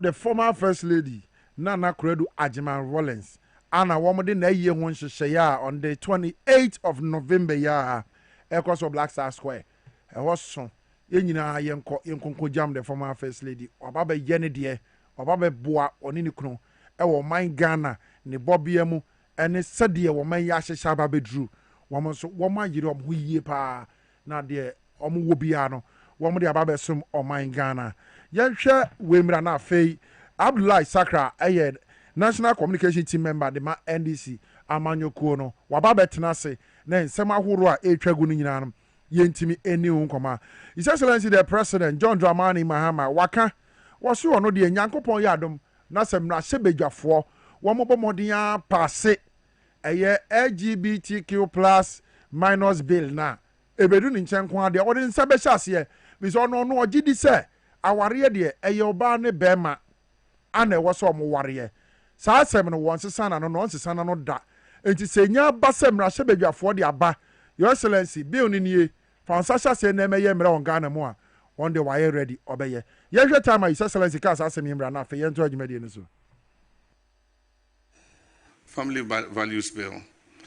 You were all aware what happened the last time during the past administration. There was a legal tussle, and somebody filed an injunction against Parliament to injunct the Speaker from forwarding the bill to the President for assent. And so the situation is that the bill was never submitted to the President for assent. So it was not submitted and the President did not assent. And by the Constitution, any bill that is not assented to by the President before the expiration of the life of Parliament expires. And so it means that the bill has to be relayed in the House. The Speaker has given notice that he will allow it to be relayed. But if you want the position of my government, marriage is between man and woman. A person's gender is determined at birth. And then also that the family is the foundation of our nation. That is our position. And so there are no questions or equivocations about what we believe. I believe that we are completely aligned with the Christian Council in terms of your belief. And so we agree with the Speaker to relay the bill and let Parliament, debate it. And if there are any amendments or whatever that have to be done. If the Parliament of the people of Ghana endorse the bill and vote on it and pass it, and it comes to me as President, I will sign it. Excellency, the President of the Republic, John Dramani Mahama, Anna Woten and Kano, also on the our radio, the man say your banner bema, simple, finito, where we Anna say, ye Parliament, a year bill, we Sabili, we about in the 8th Parliament, Anna, Mrashabeja for a year Sabili, no, sir, I wasn't the former President, Nana Dankwa Kufado, was signed sudden in Sasha Siaji to me, say, the Mrashabeja for na yeno. Edisa anti-gay bill no dia bano wono so wagye atum enti Ghana has say ye hunu say bema ne bema oba ni oba yes ane ma na ensem fata no emra na o ma hyehye no anka be ye adwuma woman pene man kodu president okra ana nkrofo bi gye ne kwam e wo man yi mu akoto court wo breko a enye mra ye 11 months na eda ho ana wo mra mu no se parliament eye bill na se president in fan insasa se na ameye mra na se that very parliament no etwemu a bill na mra se bejafo na ye no eno so atwem enti e wo se omonhye process na se enti wo hwe nim se sabre the Speaker of Parliament, Honorable Alban Sumana Kingsford Gwagwin, Obesan every lay that Sabili way, Ewa Mrashebejum, Nam Mrashebejum for Eddie Wabobo, woman in Adio Magen Chiraba. Finally, so Muji Tum, now one more at the bill, Neba, Ono the Oho, what in Sabashas here. I was in a high power, 97.9 FM, live on TV XYZ. Jobasi Jumedian, Guswa, yes, some one. Sabri, Enko, a year, Abdullah Sakra Ho. Now before I back on, my main country, who does so a kai MTN free after one. I will hold and coin. Now say I pay MTN free after one extra. Extra say, Ubetimi akasa 60 whole minutes. That's 1 hour uninterrupted. But the TN say, wo ekasa biya 10 minutes biya. You just pay for the first 1 minute of every 10 minutes. You kasa 10 minutes biya, which you have first 1 minute. Until the whole 60 minutes, you are just paying 6 minutes out of the whole 60 minutes. We use to umpe we na apedi. Na me minute de biya so se wo kasa pe every unya kasa 10 minutes biya we pay na ama 100 megabyte of data. Ya say je fa browse free ko TikTok ko Facebook ko be biya pesa wo de o megabyte ko na bibi biara eye kama. Eti bo money na so no na dial star 550 hash star 550 hash na enjoy MTN free after one no star 550 hash MTN free after one extra say aban extra the amount enti utimi ne wo maame wo papa wadofo baby a wo say wo kasa 60 minutes no what you just 6 minutes because every 10 minutes I be kasa no almost just the first minute sika pay free mu the aka ni nyina me ba cha wo na wo enjoy sa free after one way now wo timi ato nti dali sesi a wo use MTN kwa dia star 550 hash follow prompt no na fa ho ka MTN free after one ho na wani be timi age mamema Abdullah Sakra akwa ba oye national communication team member elma NDC amanyo kono ne yen share na yen komo na se Mr. Sakra yeah na what to say o ye dey me ase o ahodi wo ho bojumo ho nyen na kam so a high life lover like that e yoboko me papa e peni nti e ba na high life dia eno ne nyuma ma ni je hu ye pa wan na ni papa ya akora o da bi on se bi ni mo ho a wo mo nyiye no enti no woman said that high life N.K woman said that him me high life any day sure even metie gospel cry no I go back to the olden days sure and na man for more you penifo bebre wo ho a wo mo sa nyomo no ye me design the current trend eba enti maybe bia no penifo life na NDC mo te san o boko ye ho ye bibia boko bibia da din wo bibia da din Ghana fo ni age ya momo no ho Ghana fo nyina Ghana fo nyina sa wa onwani je no coming days no ebede di say unso bu ha also na go penhwe yes nti ye ma hwe nti so far so good okay bibia ohwe economy now ekoso ye and Ghanaians are happy okay the only thing is say ebe bompa say the way I share ase no nyame na one ye share ase no sa nyame na ne ye de obekan ye ho ekan ho na Ghana fo ni beje omo a no omo hu light no omo hu say NDC na ye party a oba obeso Ghana say obo Ghana nyame mo omo so ni mie no omo hu say this is the light because trust me untimi mfa NDC entoto MPP ho ejese embo bra ekwa benso see NDC ye di twayefuma ade efe no probity and accountability jese kata hye no de ye chiri ye mpe mo mpe wa mamanyo ko no ena hwe ade e ma oman ebo kata hye okay and uhwe a key factor of the NDC say yetimi ma ye nkofo hu say no hwe isasasi John Dramani Mahama ma 5 fidi so na pa we achia no echia mood se na say what you asmo kan wa unnim na de ekoso nyina Ghana fo ni age no na wo de ho be hye krono mu ene keta hye mu e be so pa echi no ubohu. So we a minister. Ono it's all aka ho. Ono ankasa de ho aka ho. Exactly. So that is it. That should tell you the kind of leader you see opinion. Otina fi man kwara we nanka no. You nanka we for aka ho. And His Excellency John Dramani Mahama has shown leadership. Okay. And that is the here because we share Nyama Jinjaya akoso in the last 8 years. I ebe 2 years no. Yes. Now share leader ye nyano no. Trust me. Anke the steer no. Emma ne no pestia na. Kagana baby ye kono anke nye kasa nyama we aye hu na anke ye hu. Anke yakonya kwanhia na. Exactly.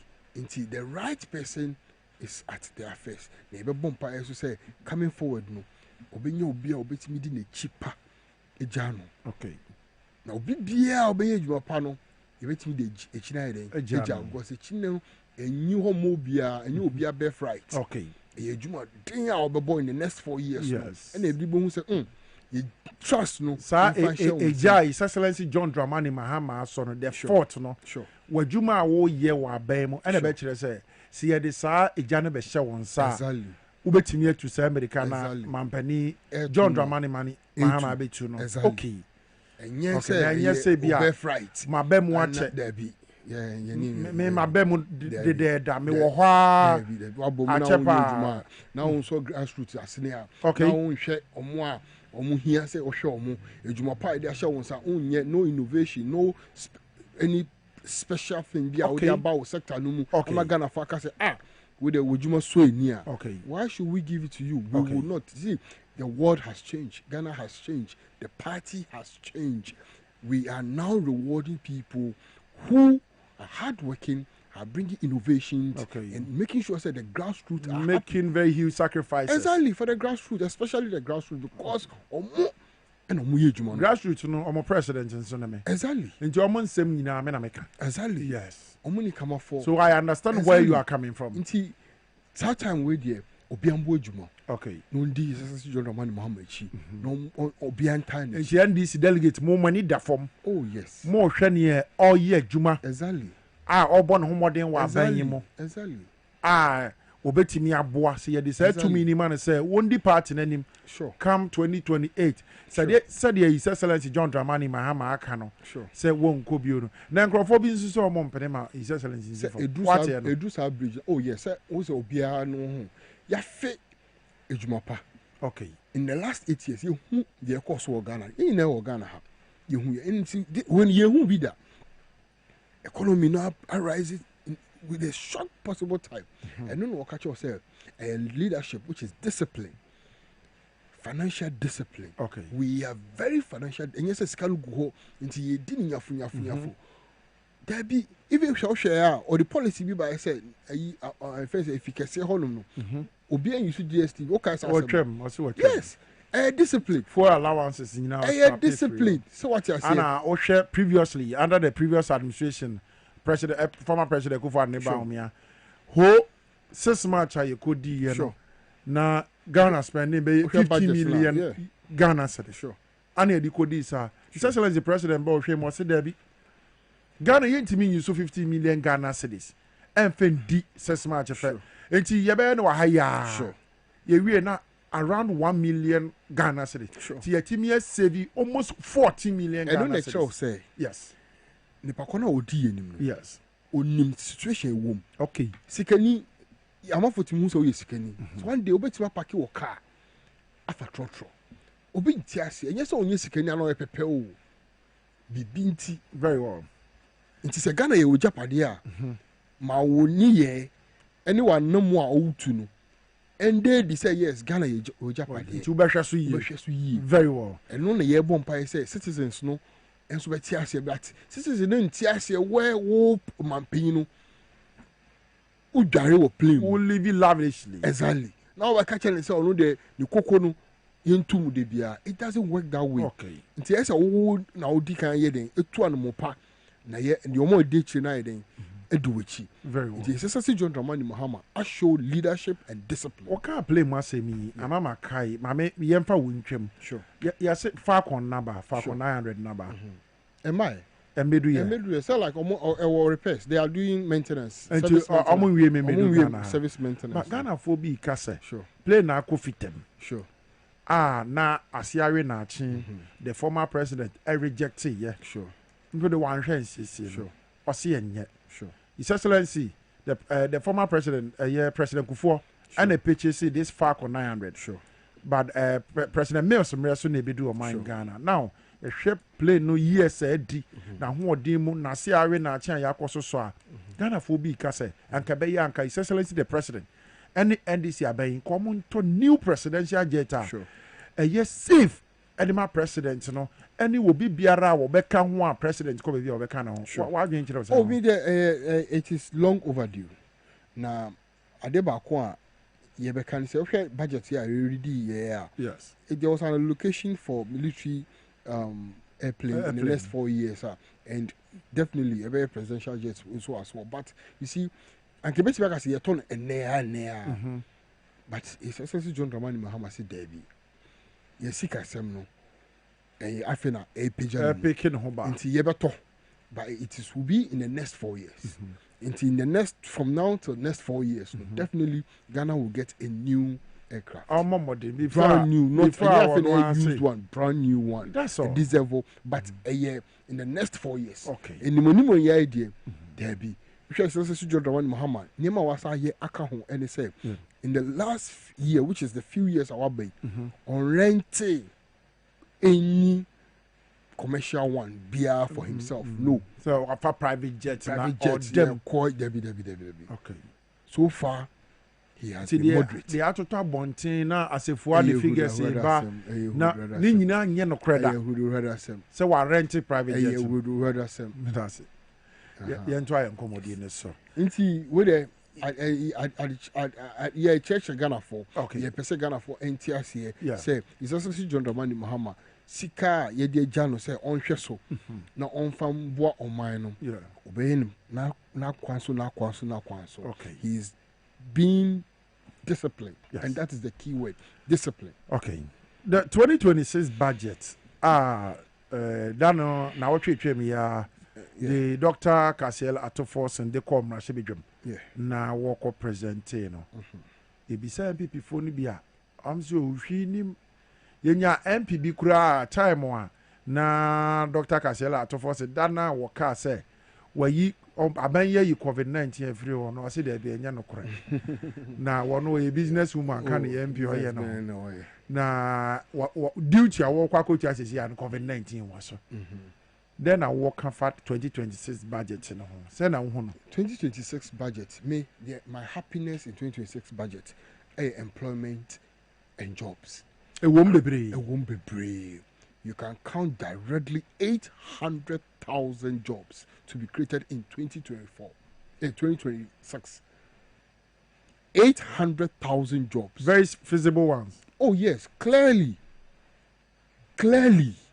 and no na me say me as youth I mobu ye ba no yes adia hwe na say ya me nkai ebusuan yaw military stampede a ekoso yeah do you know how many people apply to be absorbed ye pejuma for over 4,000 people and ye pa omo aba service no mu nipa hin apply 4,000 60,000 jeez applicant to military service and other service no omuye baku 60,000 people youth of Ghana and they apply for that job abra ye per 4,000 people that should tell you how insecure the nation is in terms of employment and there is something and them akuma so say ato it's also say John Dramani Mahama ma ato call parliament so onko ready budget so the key thing anana yeshe which is a youth a youth employment and empowerment yes that was where we were watching and trust me I was so impressed and I was so happy the kind of money I buying and the share allocated to employment agencies you create a juma and then yes sika no dey akoto as boom o share directly a nyama e be create employment okay directly. And if you watch now, share Utah, this is a time for all of us to take advantage of this particular era. Niye ejuma, because ejuma is and yes, coat and tie 6 o'clock to 9 o'clock there be. Your promises 24-hour economy. And every sector is booming. Every sector is working. Here, you call Ministry of Finance on website. Under the Farmer Service Center initiative, the government will provide agricultural machinery for 50 agricultural districts. Here, at their way at home, people don't see importance of it. Tractors and you call mansi. We are getting over 50 districts. For the start. Yes, for the start. 4,400 machineries. And you call now, I'll break it down. 600 tractors. We are using 600 tractors to all these assemblies. And now we are using 200 mini tractors. And they call the 460 plow and they call over. See, you share 4,400 machineries. They call all these places no. And then about dream. Exactly. And that is the sector, the strength of Ghana. Ohona cocoa free. Yeah. Ohona gold free. The agriculture sector. That is where our mind and our focus is all about. And Osha, me, I'm always happy. The budget that we saw was the best budget ever in the last 8 years. Wow. What else? What do you want? A dear sector na ope a unyan woman. Abaya ko. COVID-19. You free COVID-19 2020. 2021 I buy. You try COVID-19 levies up to today. I buy papa banty. And yet within a year, taxes are not Ghana for minimum. We didn't know if you hope. Metisa na say na MPP focus say abai I don't know yes sir. And tax I don't know if you hope. Tax are na ka oji a ebema we fence wanye sika bebrebe a wo be ye adwuma no. I don't know oji. And I mean who say nimdie nko na nyansa nko. Okay. Nimdie ni nyansa embobra. Okay. Obi anya nyansa ni nimdie aka bom ahu say me man for bre ejuma no enkoso ejuma aba fom man for timi nto ade enu nti mami yi niema wenfiri ona omo ho ha omo kakra yeah na omo timi aye ejuma bebre omanye ska go mbotom o say there be shimomunsa na jisika no I don't get it. His Excellency John Dramani Mahama is doing whatever he will do to make sure say youth are going to businesses. Look, in in 5 years, trust me, Bugu, Ghana. Then times. They say check here. Ejuma did more than 5 years Ghana. As a youth, when you start work in 5 years, how to survive what? Forever you will survive. Wow. Because the taxes and the inconvenience nuisance is too much. It's too much. And no nice. Excellency John Dramani Mahama focus on. Catch yourself VAT over year free from 22% to 20%. Why COVID-19 was scrapping every now. If you are be free, amanone abagana. Eko kwayomu agriculture no. Ye taxes ne free so amount.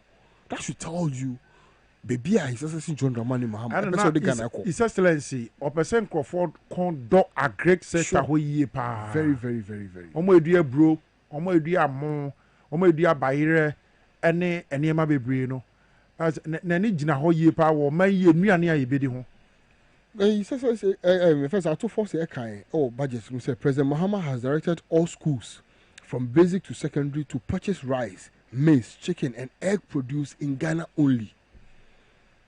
In Tianyasa Oma Aya Kono Kekeo was I directed say secondary schools no almost start to Adriana or Adriana every day no. Yeah. It is now compulsory. Some baby chicken in Ghana.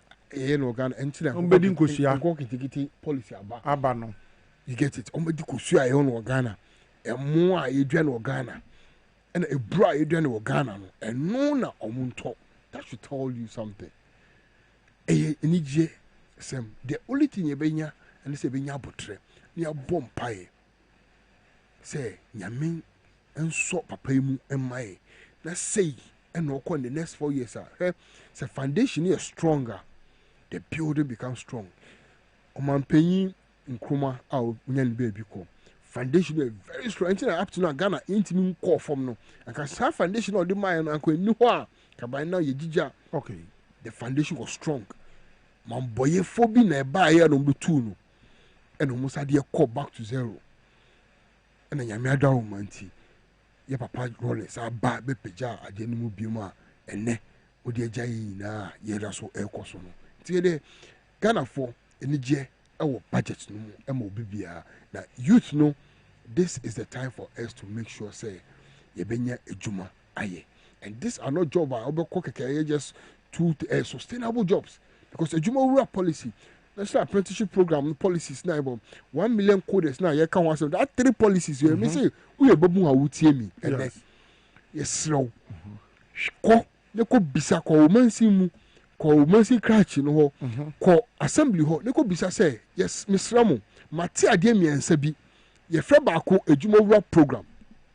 Ye fra ba ko national apprenticeship program. Okay. And ye fra ba ko 1 million coders. So 3 things we as a youth, please ask about it. Let them explain it to you one-on-one and choose one particular policy. And in the next 4 years, trust me, you will never regret it, because we are impacting directly into the youth. Okay. We are giving them exposure to entrepreneurship, the basic foundation of entrepreneurship, mentoring next entrepreneurs. The episode here they say we babum now who say ejuma we na nyamedia cheme in sanujuma nyamedia cheme enye Brian so ye the encho say when na we person we say person we tailor and now person we fashion designer bra ko national apprenticeship program for athletes no more training no so more training no we are na ya sab ma machines ni nyama be empower asama access to loaner a bit me amawa sustaining, and in the first 2 years of your work I'll be saying tax in 2 years. This is a wonderful plan. Yeah. And in the next 4 years, I'm telling you, say the next generation of entrepreneurs we are building, you will be amazed. Because when your policy care, you 200 cities are and you're sustainable. No, this is so sustained. We can sustain this, and it will impact into many families. Okay. Yes, so we are bobua. In Pepini, you can say, Ejumon ho, call Mansimu, call your municipal assembly, your district assembly, call Bisomu about this 3 code. I'm a show, and trust me, you will never regret it. Okay. Because Abba and Papa, Abba. Very well. So we share budget in one so time my Dr. Kasiela to force and air Casano. Or see His Excellency the President John Dramani Mahama. We directed the finance ministry, so almost release 200 million. Sure. FNCO National Food and Bavak Stock Company. Sebeyene Equiafo Madrebru, Equiafo Madomo, Equiafo Womo Poultry Farmers or Monyen Coqua, and Kusia Babibri, not chicken na Babibrin. Woman Tosani may be normal and store na say Hokashia Womunimbra. Sure. Sir, directive by the President. Abano. Some person be na what try kuafo e wo mo baba benya pa. Oh, and for one day be, but before that, I get 200 million win kwa keke. 100 million. No, 200 million I think I call down. Okay. First 100 million koye. Okay. And Yewra Eric Opoku Saka say there are a lot more. Okay. Into yensa allocation of 100 million. Yeah. So 200 million has already gone there. Okay. And in following year no, and the yeka say another 200 million should go. And Sanko. Because wow, that's 400 million Ghana cedis. Yes. Then go to Kuafo no nuane. Kai sa asem you. How many? Also, I say 400 million Ghana cedis. Yes. You beba asem bi so. Okay. Asem ambete amene. What odi boko ehia me ama. I say me ebufu na ewu mi mu. Eni ne me why relax me too much. Na kai. Fasad sky to say 400 million Ghana cedis. Fato. Mate. Na you beba asem bi so ho. Assembly epono ele bi safo le bi assembly epono sa asem a wakin bi epono wo baabi na eni bre ene de abetena ha ene okay bi she fitas ma adwumu enye fitaa na pa okay trust me ye bedu ho me da say intimity o kasa na 200 million there I said also still our person me kwa ho betremu yes sir oh 200 million you bet me the preko because brand no so ebo okay because the farmers are happy and trust me say oboko enti oboko villages no now say produce no e wo ho by omunya buyers yeah.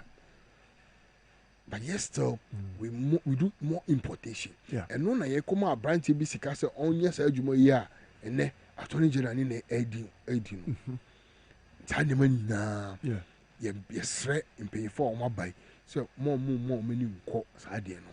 Or making sure say, Sika, Edia Momo, or Mumfa Juma, as or Moody. Lay farmers so, and yes, Calomon sound quieting, and some most of those farmers know alone, yeah. They end up losing and paying. What is it? It's essentially John Dramani Mahama. Directives or their mom say they should use it and go and buy it down and make sure say it improves the farmers. So a very nice initiative. And I think say more overall. So they should use a lot of finances to go to that particular sector. Now and what Ghana equia for. See, obe kwakoto. Bawa nye policies are ebe more why dear. Yeah. Zero. So the policy must be there. You making sure say my framework be who say no.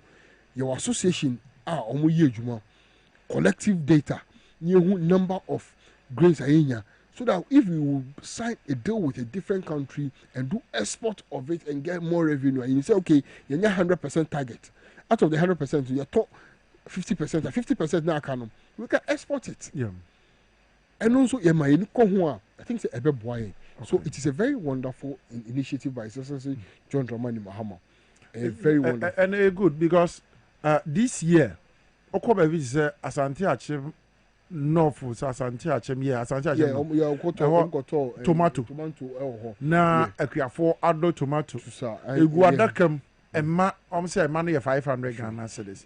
Na Sabris and Kebia, nya buying a master directive na Capro and Capro. Sure. Nti wakwaji loan ano dia ya waboka and or sanye etua loan no eka in addition nsi ho in addition so yeah exactly yeah this particular I think initiative very very na me facho if my mama nko on be so be wura but any yemfree side on there my poor no man nto so apolo man nto yanko yeah me say na owi can dey na make no me say na o kan OSP asem ai e ho na me ba no chele e ho na oni ma no go ho chele now the office of the special prosecutor officially are charge the former finance minister Ken Oforiatta together with other 7 people are GRA ni SML do a course wa amagana aboka twitwi dia sabri wo man no 18 issue no se CRD officially charges 87 counts of corruption and corruption-related matters, and the Office of the Special Prosecutor about what they want to answer. Say, Ebane say, one more year from Mama, they will be tried in absentia. Sure, me far with videos watch is SSC John Dramani Mahama. Okay. Na, nini only paying for Ura Julius Debra, Chief of Staff. Me chum. Na. Assembly and pesa making. Okay. Eddie. And so Becca, Yanko. Miss Ray in paying for. Office of the OSP, no? Yes. Should be scrapped. Office of the OSP. No, Office of the OSP, no, has caused more financial loss to Ghana. Office of the OSP, no, and who knew for so. Sebi ye hu fa so bia wo adenchi na okasa meba ho office of the special prosecutor no ono ne say or charge why Ken Oforiatta and 7 others are no more GRE and the charges now 78 counts of corruption and corruption related issues here and ne what are the aba Mr. Ghana for Mr. paying for omumo omuni nko OSP ho and na one person obe charge o mana ye hear the charge na then you hear the charge then na we hear free OSP me say ye hear the charge mami ma background to OSP In 2018, yes, and now Omanpenyin Dada Nanado, yes, establish OSP. Say Ombeshe Krononi Nema Abrana Yoko ne other institution. We created that particular. That's an independent security body. I said we should investigate the reason behind that establishment, and I'm coming to that. Okay. In 2018, budget omodi omo edemo 3,791,214. So time Ghana now cedis. Martin Amidu. And Yes. then okay. 3 million. Okay. 2019, 180 million Ghana cedis. 160,000 Ghana cedis. 225. In 2020, he allocated 138,146,000 and the demand omo. In 2021, 124,103,085 cedis and he allocated the demand. In 2023, 129,549,380 Ghana cedis and he allocated more omo. In 2024, 149 million. 149 million. And they allocate you 69 cedis. And they allocate more. Now, in total, ever since I established OSP, I buying Ghana Nisika. Ya allocate about OSP no. 800 million Ghana cedis. 800 million Ghana cedis. And you look at your special prosecutor for operations. Misro 800 million Ghana cedis. A Juma bank na OSP ya. We deserve 800 million Ghana cedis. Yanko OSP page. Now, oko OSP page. Sika onwa OSP. Aka ni ejuma waye. I will call on one web page. We have call na live web page. Mako or say on one OSP no. When you in the last years, almost 9 years are over in existence no. Yeah. Was secure 7 convictions. Convictions are what secure. Just as some word dear we 7 pe. Nipa was standing trial between on only OSP no 25 pe. Sika waje our recover 4.24 million. 4 million. Tell you, Yamau Sika 800 million. Sika 800 million. Ye dia show as say never ye juma no. Sika wo waka che Ghana for say wonya 4 million Ghana cedis. Since ya the OSP office in buy. Since OSP buy, you invested 800 million Ghana cedis into the OSP. You see, any special prosecutors are him, yes. In the person of Martin and no, I think I am Mienu. I think Martin and Kisieja. Yes. Okay. Martin, they only 3 million. Pen or the free. Into Martin Sikano. Yeah, 3 million only. Yeah, now Kisieja physical idea what need. And don't forget, say, for the past 8 years, yes, Uforiata and I bought Kiseja Biakohuma. Okay. In the last 9 years, I take or 8 years, I take OSP office no. Ghana about 2018, so about 6-7 years. Yes, 2018 and a buy. From 2018 at OSP buy no. Ghana bought OSP Huakohuma 800 million Ghana cedis. Wow. And you born Akohuma.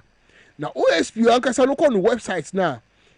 Sika OSP AGF Kronosemu and Akatashishemu 4 million pe 4 million Ghana cedis spend waje.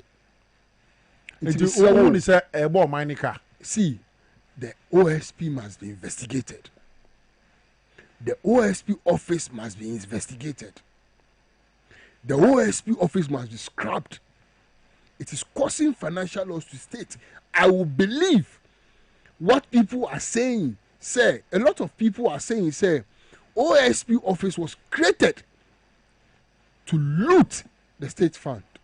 It's an avenue for looting. Me yeah sure. Because there were sanctions on Ghana.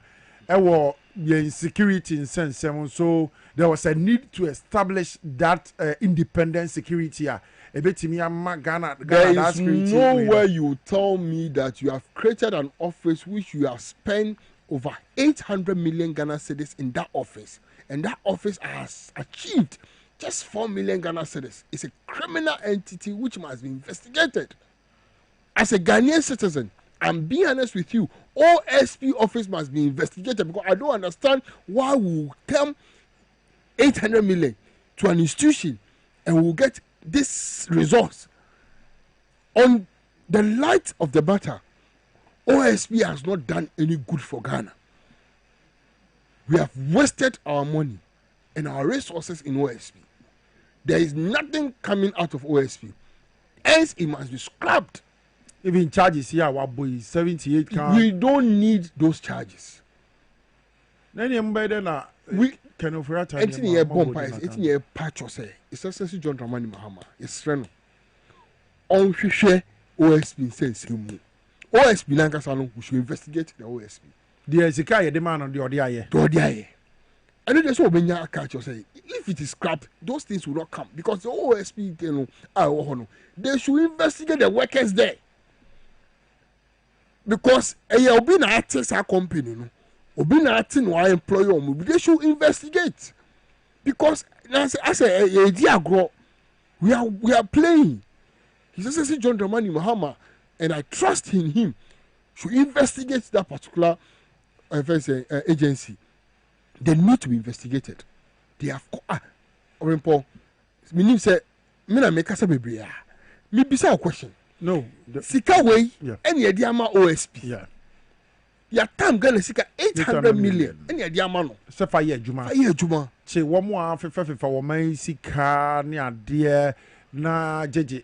Ana say wo de as an independent security body wo ho kwan say we dis adwuma wi. Me ye dis sika we amawa. Now bu akonta ama busua na.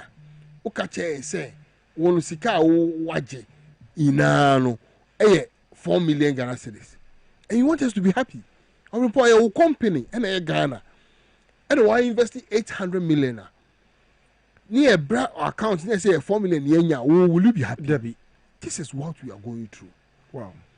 The office must be investigated thoroughly because they are doing more harm than good. That's the way. The chemu nienua anka ebe sort out sa national food and buffer stock food party anka be fa ho okay ka juma wura policy na ema mabu adwuma no anka be fa feed Ghana Women's Bank ebe I John Dramani Mahama action say in the in 2016 it will be live 2026 yes it will be live 2026 it will be live. That is what we are talking about. Because OSP Juma Oyeno, Onye Jos from Kumbia, just ran pan why. What? No, like, tell me, what has the OSP achieved? Which case have you ever seen said the OSP has won? Case Bay. That institution must be scrapped. Maybe can offer out an 7 hours today, every first case. Because it is the last case OSP will win. Kise Japin can never win that case. Case no man in fan court, Attorney General will deal with it because OSP is under Attorney General. Attorney General is the biggest. Attorney General NG case, no. Is OSP under Attorney General? Yeah, that's how Attorney General is the highest body.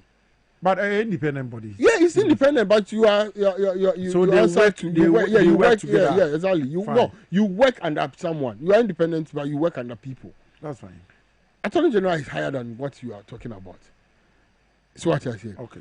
The clear issue is say, if there's a Kise Jabin or the court, I don't trust him. or person delay assembly. Betty be the assembly court. Na assembly ya. Now court now ko defend it. Now what offense I don't be I to say that I don't defend it. Wo pen wo mu no eni ho a enya aza. Enya case is so much say. And I make sure say sa papa na nkasa no oni moral right. Moral right na even moral rights no to take offense Kenofrata abona kohoma for 6 years. Kenofrata abona kohoma for 6 years. Enu nti me man ho kwa no onye na adwuma. Me pa cho ntwe no ho. Oni Kenofrata ye adwuma for 6 years. Because Kenofrata na man allocation of money.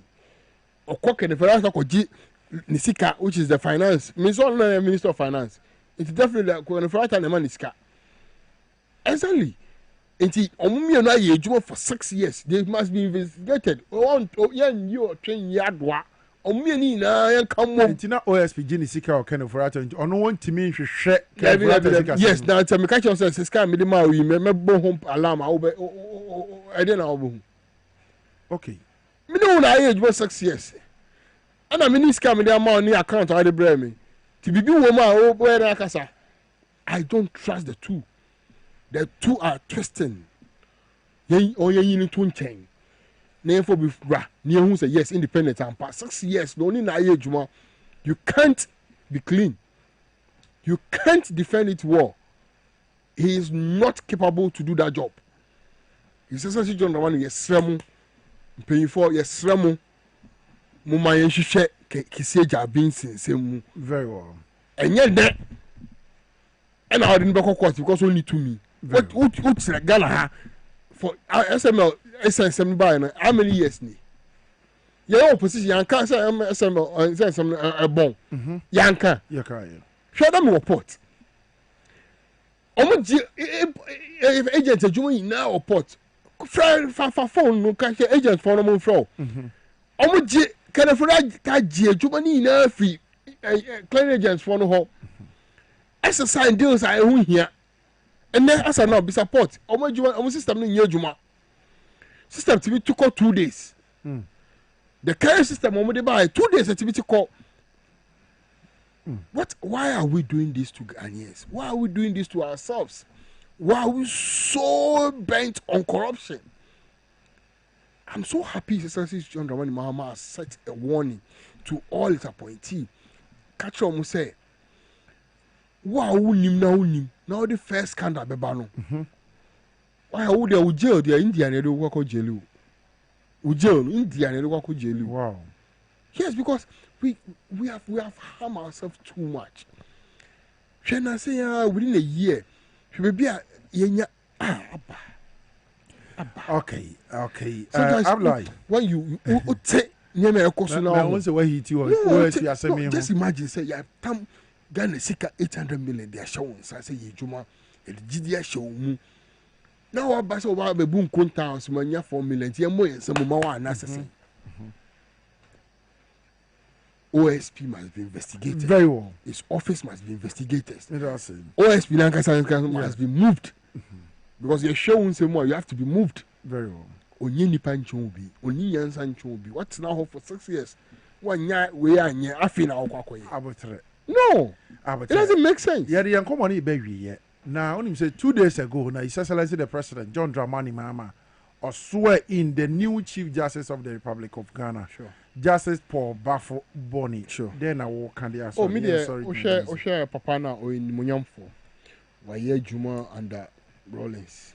Waye Juma under Kofo. Okay. Waye Juma under Thomas. Waye Juma under Nanado. Waye Juma under Mahama. Yeah. And Waye Juma. So for me, no, the experience is there. Okay. Or a man na acquiring credibility. By Emi say, when I say I no better call na home gym. Yeah. I know na honum na me. I feel say, but hey, the idea son no. Onodi. Onodi. Near the fatano. Near the fatano. A son. Manindi. Okay. But yes, no. Oma GD. A map officer home no. Fair and just. Nanse mu honum. Niema na that office ni ye no. Emma eko low below the bar. Okay.